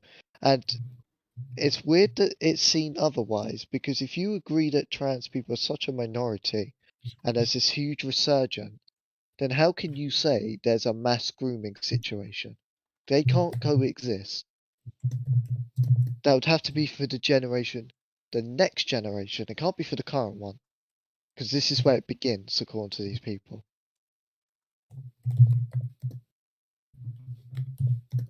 Yeah, no, it's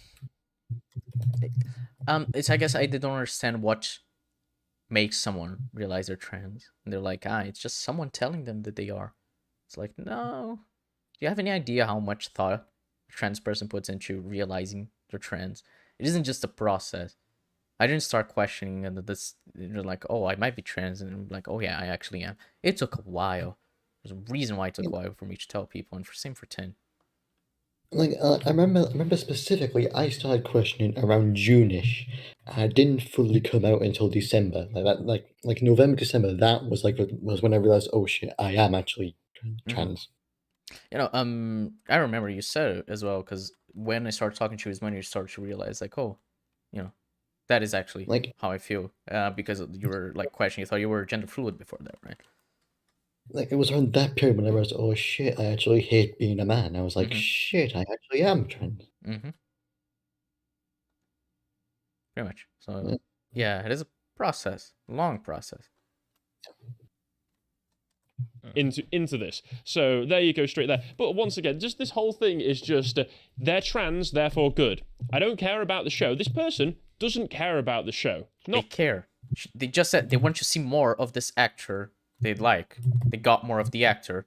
And they're gonna play a big role on a big show. They care about the show because they want to see a trans person being well represented in the show. They won't just be like, oh, it's trans, therefore good. What's important is how it's executed.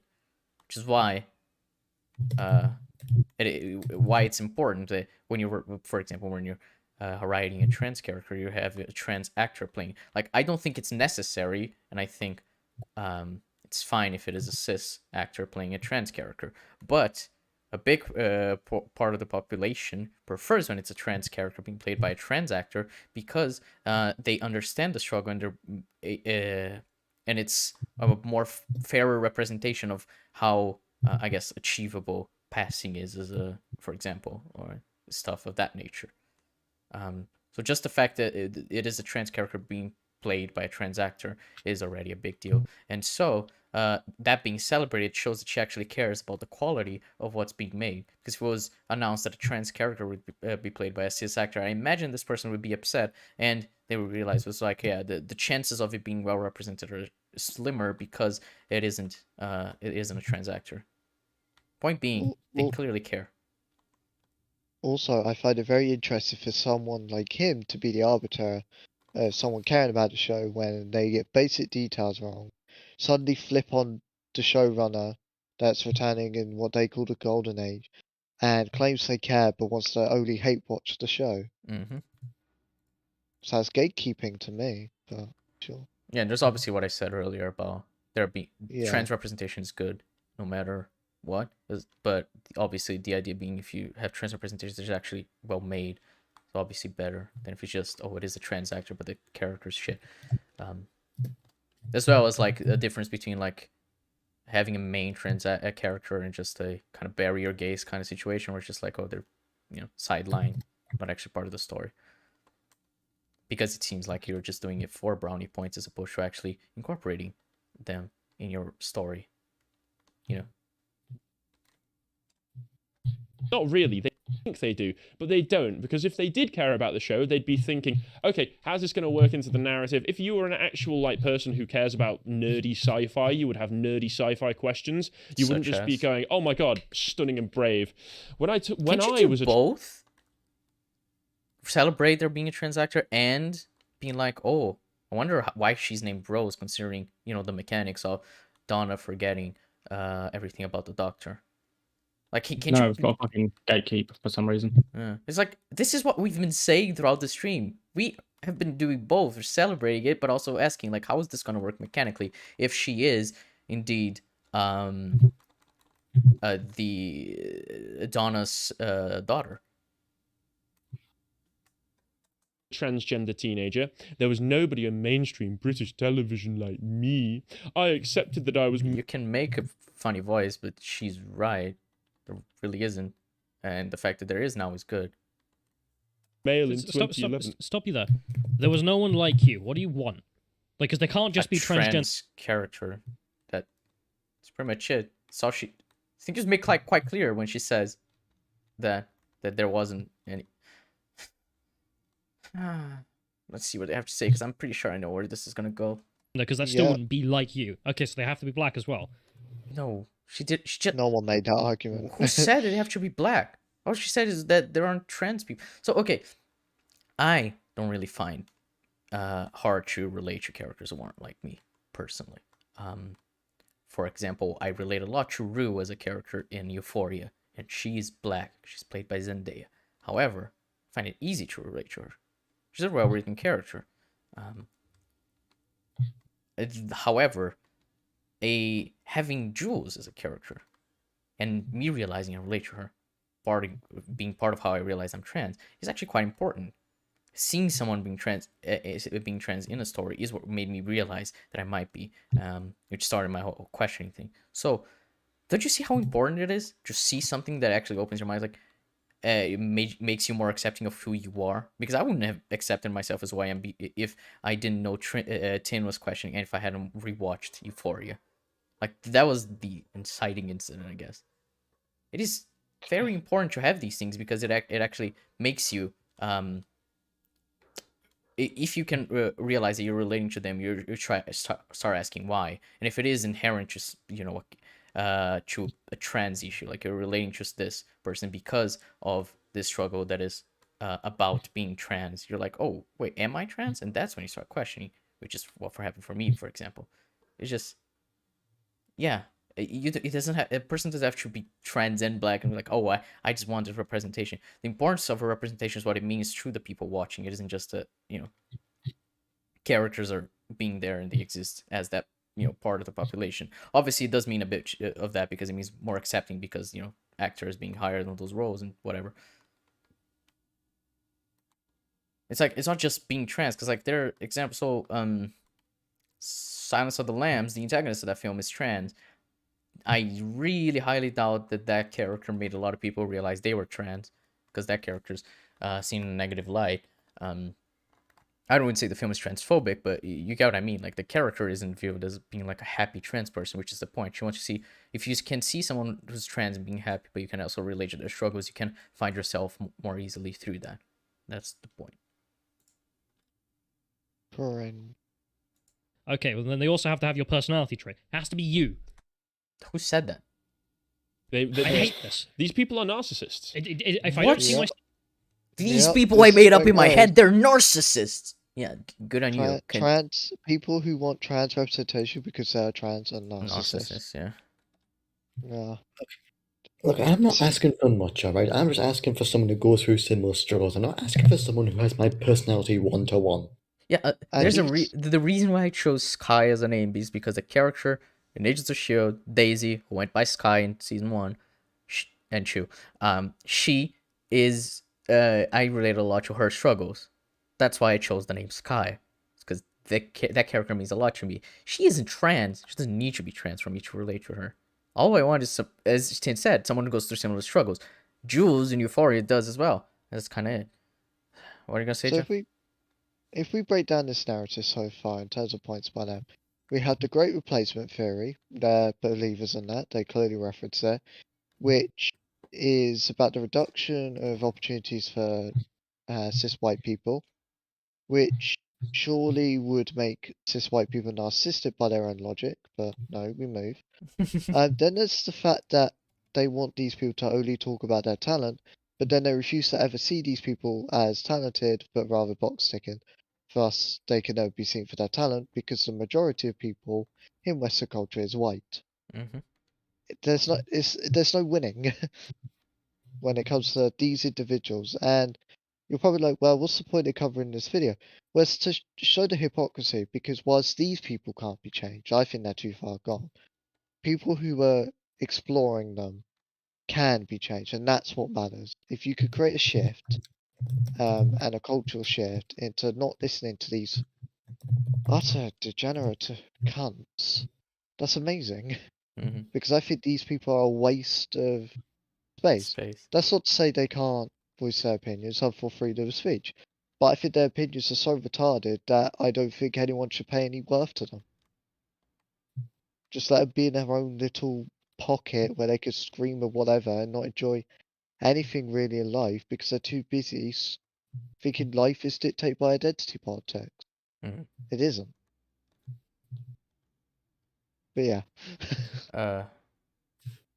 Yeah, when you say someone is like you, they have to be like you on the molecular levels on everything. It's like, yeah, it's like they want someone like you, is like the doctors, like the meta-crisis doctors, the example I was going to use, but then I remember, oh, the meta-crisis doctor is actually partly like Donna, so that isn't even accurate. So, yeah, I guess David Tennant doesn't feel that very much represented in Doctor Who.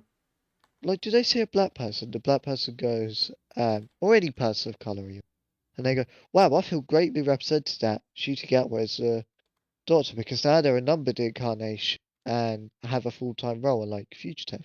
Do they see that as, like, narcissism? But I'm like, you want it as a white male. Why do you want it as a white male? Unless you see value in that because you connect with that. And that's fine.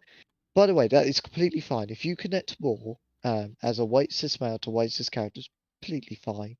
That's understandable. They know your experiences most.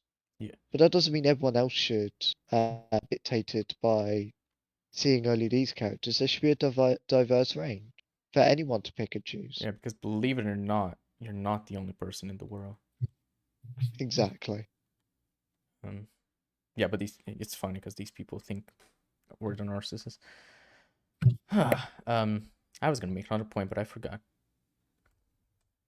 Myself on TV, I have no role models. That is where that logic. I think these people might. Oh yeah, the example I was gonna use is Agents of S.H.I.E.L.D. How May and Daisy being characters has meant so much for Asian people because they see like Asian women just being fucking awesome.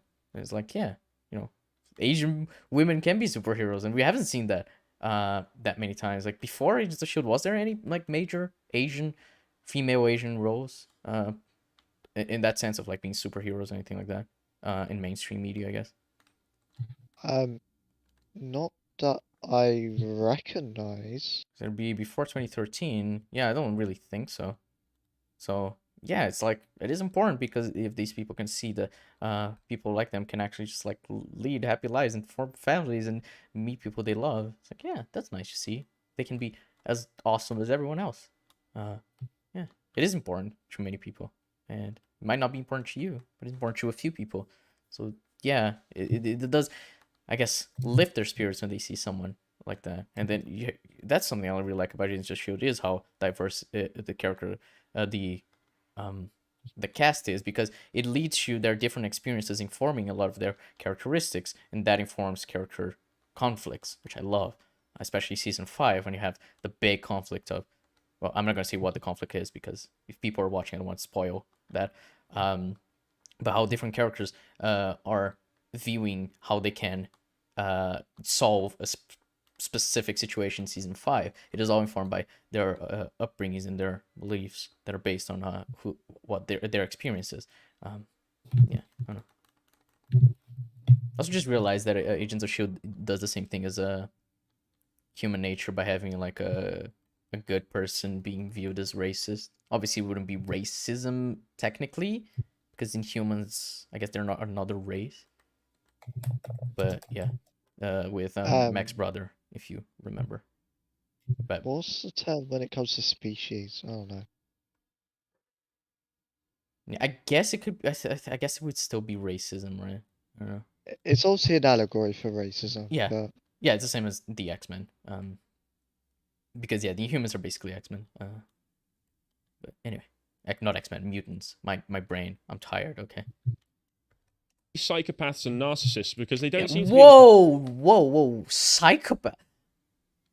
Holy... No, you didn't just call people who want representation psychopaths, did you? You. I these, hate this. These people are narcissists. If I don't see myself on TV, I have no role models. That is where that logic I think leads. Sorry. these people might be nobody said that. psychopaths and narcissists because they... Psychopaths? Because you want someone like you on media. Holy shit. This is That insane. would call it a stretch. That is what we would call you being a moronic retard. You should shut the fuck That up and too, never speak again, yeah. Jesus. I'm just saying, Psychopaths. when I first heard that, I was like, I don't know about you, but I feel wanting people to have great representation in media to feel more welcomed is a very selfless endeavor. Because people are naturally selfish. They want to see what they want to see. These two would pass more as narcissists as psychopaths because they have a bigoted viewpoint that they refuse to change and allow information to be twisted as they see fit and demonize people who aren't like them. Mhm. They are literally believers of the great replacement. If that isn't narcissistic tendency, I don't know what is. That's not me saying they are narcissists or whatever, but they're more likely to be. I'm sorry, just wanted to see representation, or do you feel you could only be represented by certain characteristics? It's completely valid. I feel way more represented when I see a deaf character that's accurately portrayed because they know they're seeing my experiences. Yeah, it's our I know conversation those about experiences. Sound of Metal, right?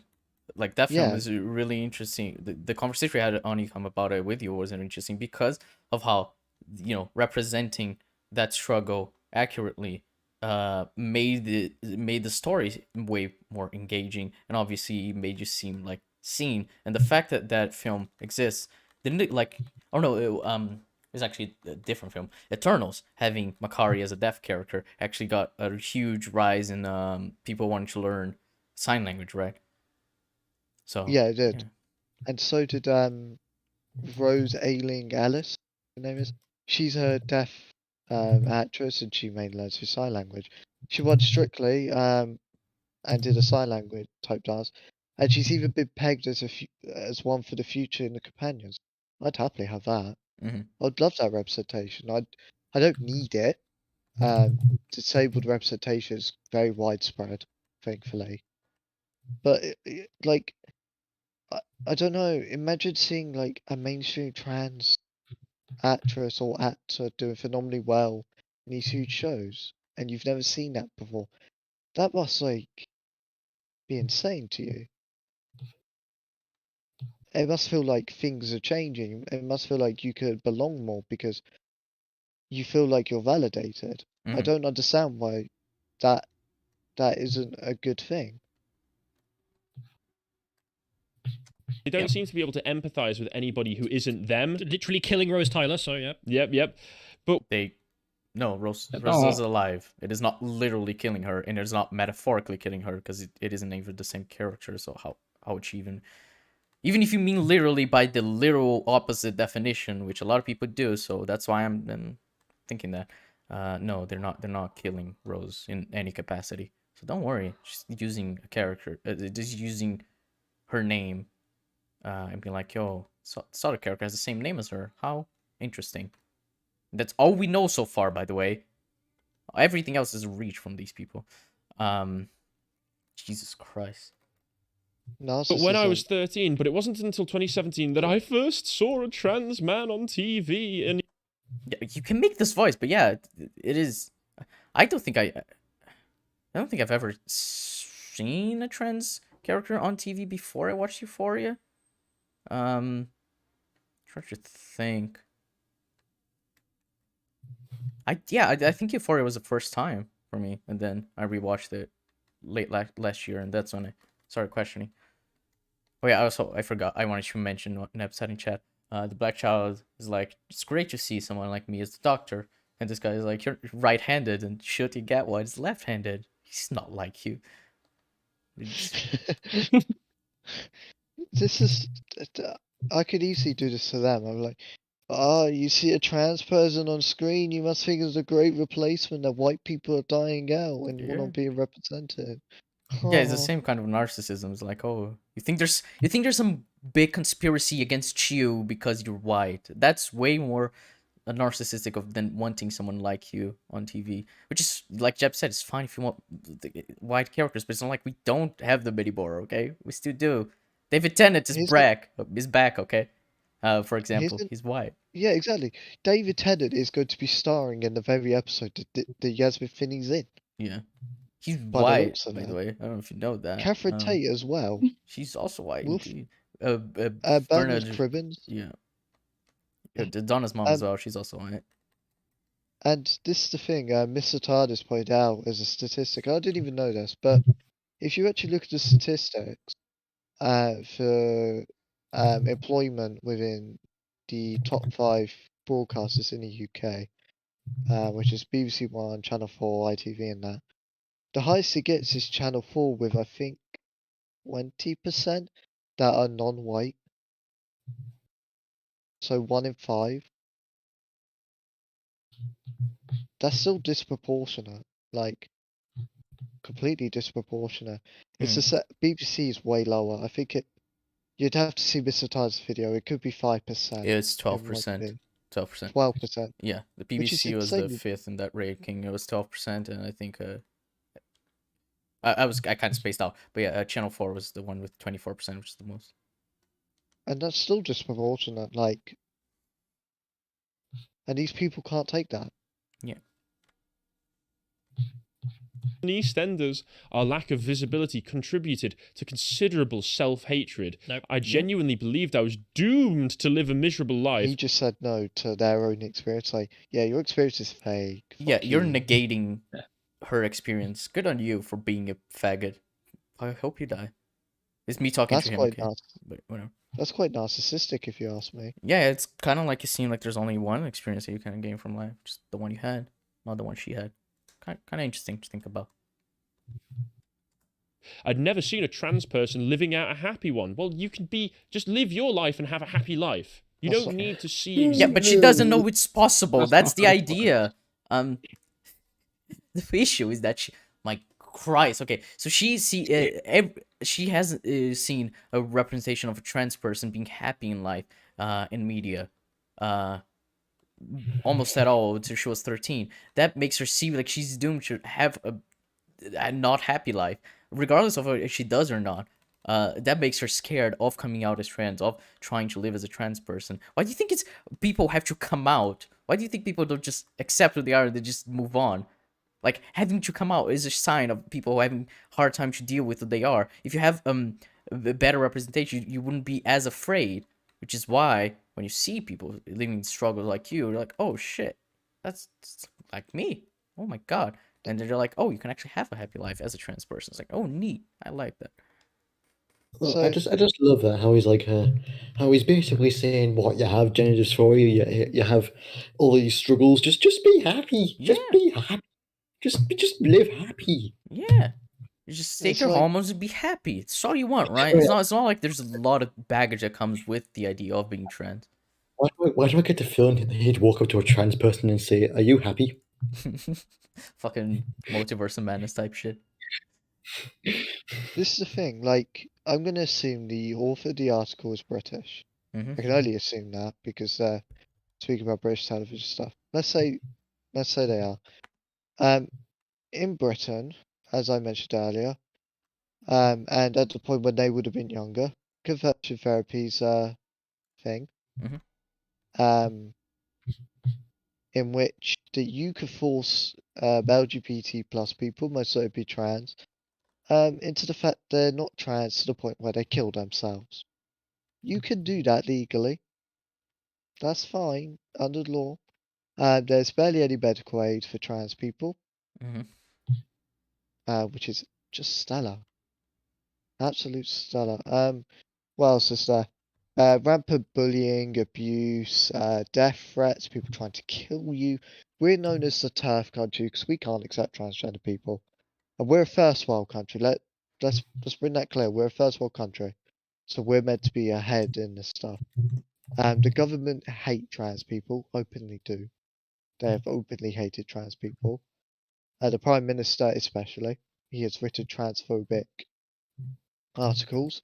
Major media corporations are transphobic. The BBC has repeated transphobic controversy. Schools can't recognise gender identity properly or teach it properly because it's not being funded or educated. And the list goes on.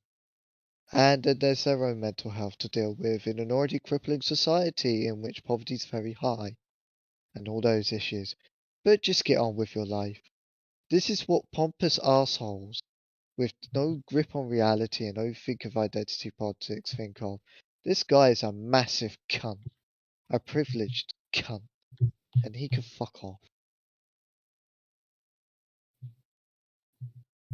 Yeah, I agree. Not much to say.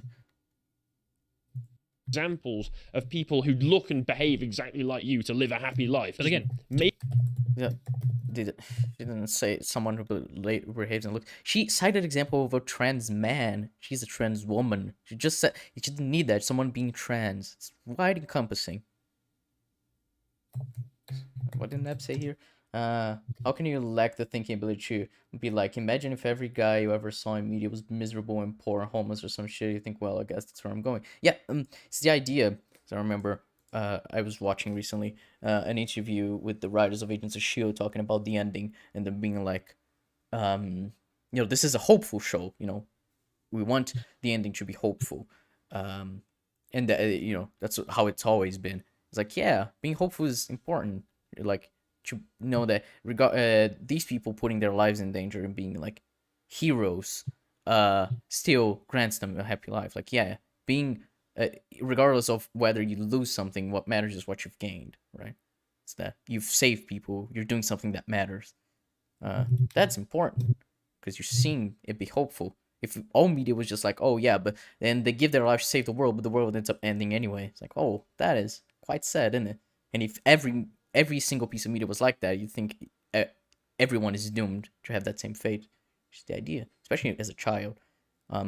You see media having a bigger relation to how the world is than when you're grown up, which is what she was saying when she was 13. So yeah. Make it for yourself. Delusional totalitarian narrative that I need to see endless propaganda of people being happy or I can't be happy. You believe in propaganda of people people being happy. People being happy is not propaganda, my guy. It is. Listen here. Oh shit. Wait, definition. Yeah. Listen here, you mole-faced ratty little cunt. You believe in the Great Replacement, which is literally Nazist rhetoric. Fuck off. Yes. I'm at the point where I'm like, you're alt-right or you're a nut, or you're also a Nazi. Either way, you're a scruffy cunt, and you're a vile specimen. And they'll probably be like, oh, you insulted them, that makes you vile. No, it doesn't. I'm insulting an alt-right piece of shit. I'm calling out a piece of shit for being a piece of shit, so I'm sorry. Anyway. There's honestly what you're saying, Yeah, though. You need to see posters of happy Soviet workers, and then the Soviet workers will be happy with their life. No. How can I be happy if How is that a comparison? What? So we've seen a trans person be happy is propaganda. Because trans people, because I don't really know. Because that means you'll be happy if you are a trans person. I guess it's indoctrinating you into becoming a trans person. That's the idea. Jesus Christ. Liu Feng wouldn't be proud of me. It's delusional. I really hate this narrative on how things work on media. Yeah. Finney could help to ensure that the next generation of young trans... I hate this narrative of media where people feel more personally attached to those that are more like them. Wow. Okay. Okay, great replacement theorist.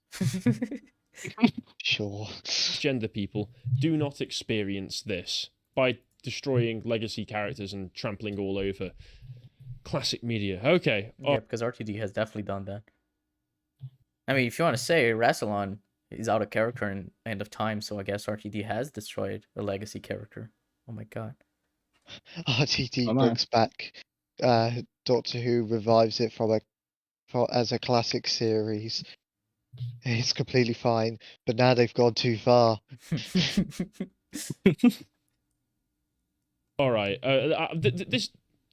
This article goes on, but I'm done with it. I'm going to read one line because I don't know if you were getting to it. All right. Finney's casting transported me right back to those nights I spent on Tumblr. Right, we have There it. you Finally, go. Finally. There you go. I wonder what made you realise that you were a man when you were 13. But also, I'm so done with this.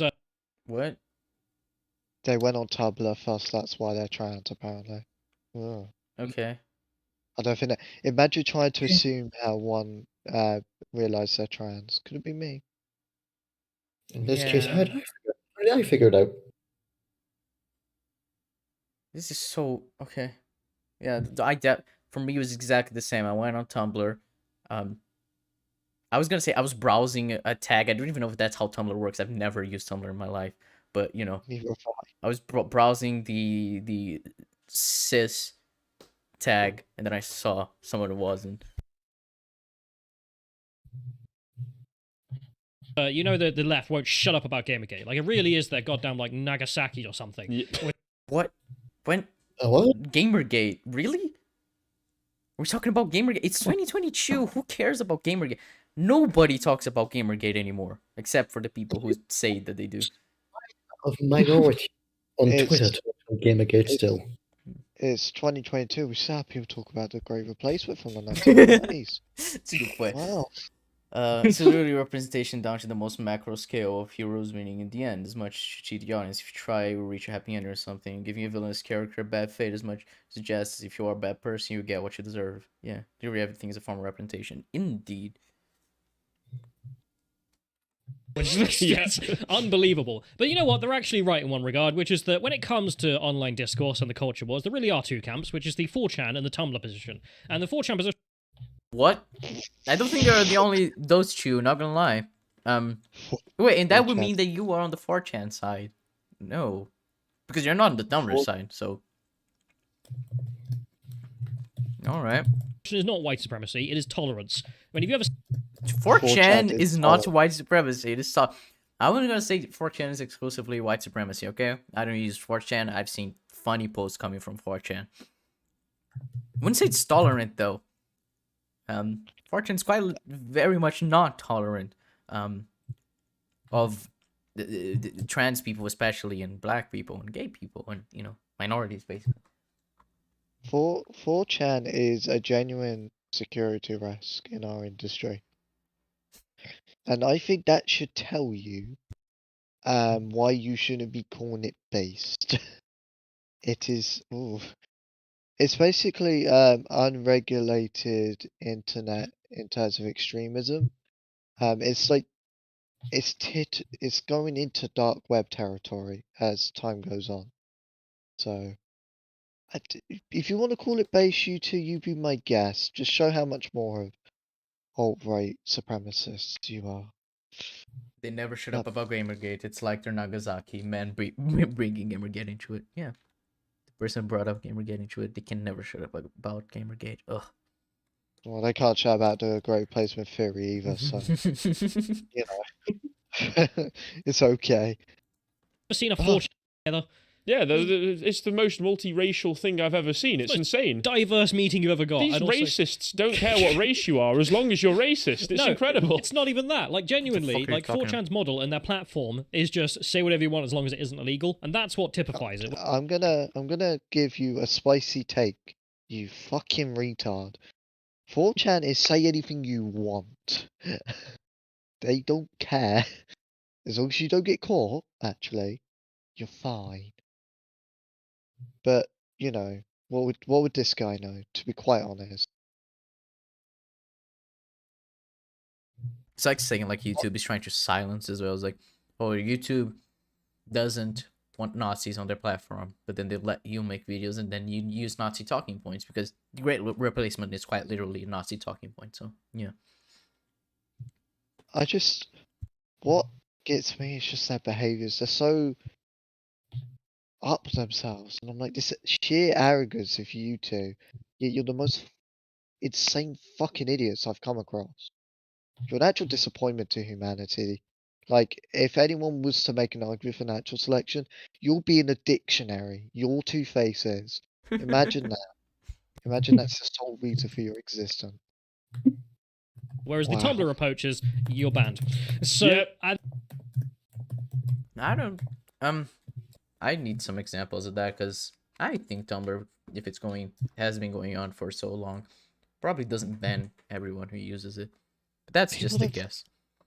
People don't fucking use Tumblr widespread anymore. Don't know why they bring it up. I'm like, I don't know. I don't know a single person who uses Tumblr. And that is really No progressive dissent. worldview.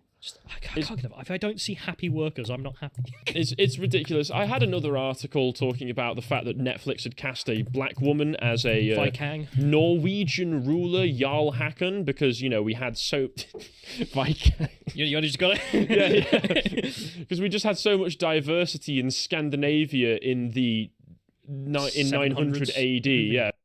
It's not... If it's internally consistent, I don't really see the issue, personally. But that's just me. Because media is a representation of real life, but it's not always, you know, actually just real life. For example, Doctor Who is sci-fi. Same way where Vikings is historical fiction. As far as I know, it may just be sci-fi as well, maybe fantasy. I don't even know. Maybe. Point being is that, you know, these are representations of real life, and then obviously with the added benefit of being fiction, you can add anything you want into it. As long as it's internally consistent, I'm not gonna think it's bad. So her being black is not inherently bad, personally, but who knows? Yeah, but honestly, I'm just tired of this. I think this is where I'll end it because I'm sick of this, and all legacy media, all history, all of reality is being malformed to fit into an intersectional narrative, and it needs to stop. All of reality. They're changing reality, I guess. I don't fucking know. The fucking overdramatic cheese. People having their own experience of discrimination of fuss, they could be encouraged to speak about it. I don't want that. I just want white cis people. Because, I'm sorry, that's how I'm going to represent your point. Because that's all you have. Don't have any other point. But these people bad. Me people good. You narcissistic cunt. I've said cunt a lot. Appreciated that segment You for the do, yeah. podcast British, The you know. Lotus Eaters. You can go to lotuseaters.com No, to get access to... I will not watch your food podcast, but thanks for the offer. I'm appreciated. I'm offended that you actually gave the offer, that you think you're of that quality. You I'd think rather pick up. The fact you think I would watch your content is very much insulting, actually. I'd rather pick up my shit, mix it with my dog shit, make a double strength shit, and eat it, whilst in the freezing cold getting stabbed over and over again and watch your shit. Because you are mental torture. You would be you would be good. Torture. You would be good for conversion therapy, to be honest. You would make me want to be black, so I don't have to associate white people anymore like yourself. It's a shame. They'd say you're advocating for the great replacement, though. If they heard what You know what? If it means replacing retards, you know, I back the Nazis now. I kid. But like, yeah, they're disgusting people.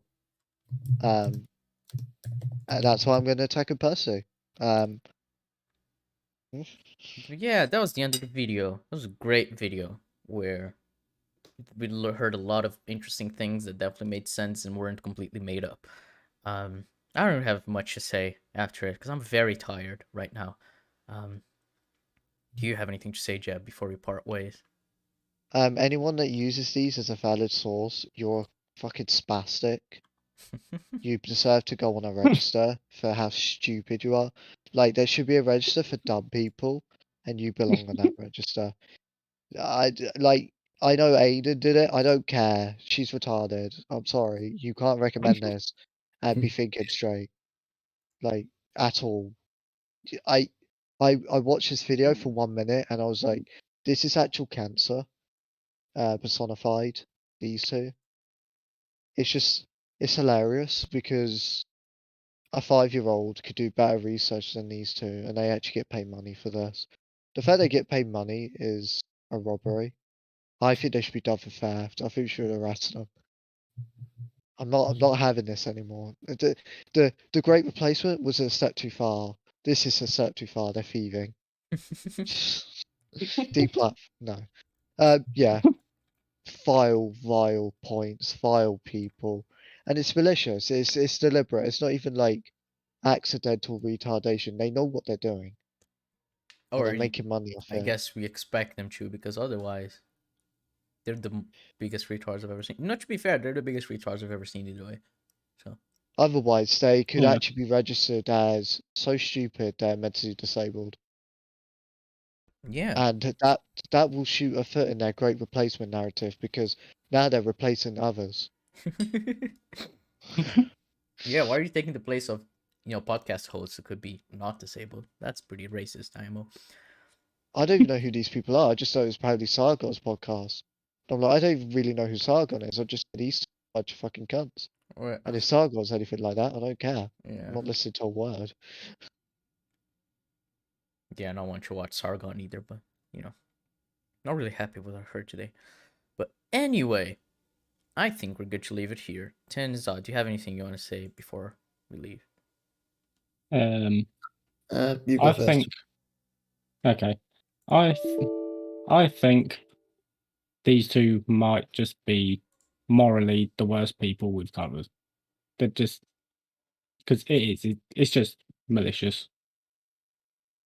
Just yeah, they've got a narrative and they're pushing it no matter. That they've put no thought into. But there's just no empathy basically, no sense of what actual trans people might think about anything, and yeah, it's just listening to anything they say is just it's just painful to listen to. And there are people who watch this and actually agree with it and cite it as like a source for good information. It's like it's not okay, man. Like this is it's wrong. It's wrong both just in terms of logic and morality. It's just nah, this ain't okay, man. Yes. 10. Do you have something to say? Well, like as Zod said, I think this might just be like the worst sort of people that we've covered on this channel, because at least with Az and Gary, it's more for them. It's a case of they're so blinded by their narrative and agenda that they're unwittingly saying bigoted stuff. Whereas here, it's full on malicious. It's pure transphobia, pure bigotry. It's just straight up they're a cunt. There's no way about it, but they're a pair of cunts who think they're more superior to all the other cunts and think they're somehow gonna replace all the trans people, I guess. It's just vile. It's disgusting. It's just saying that we're narcissistic psychopaths just because we want to have representation and be happy. It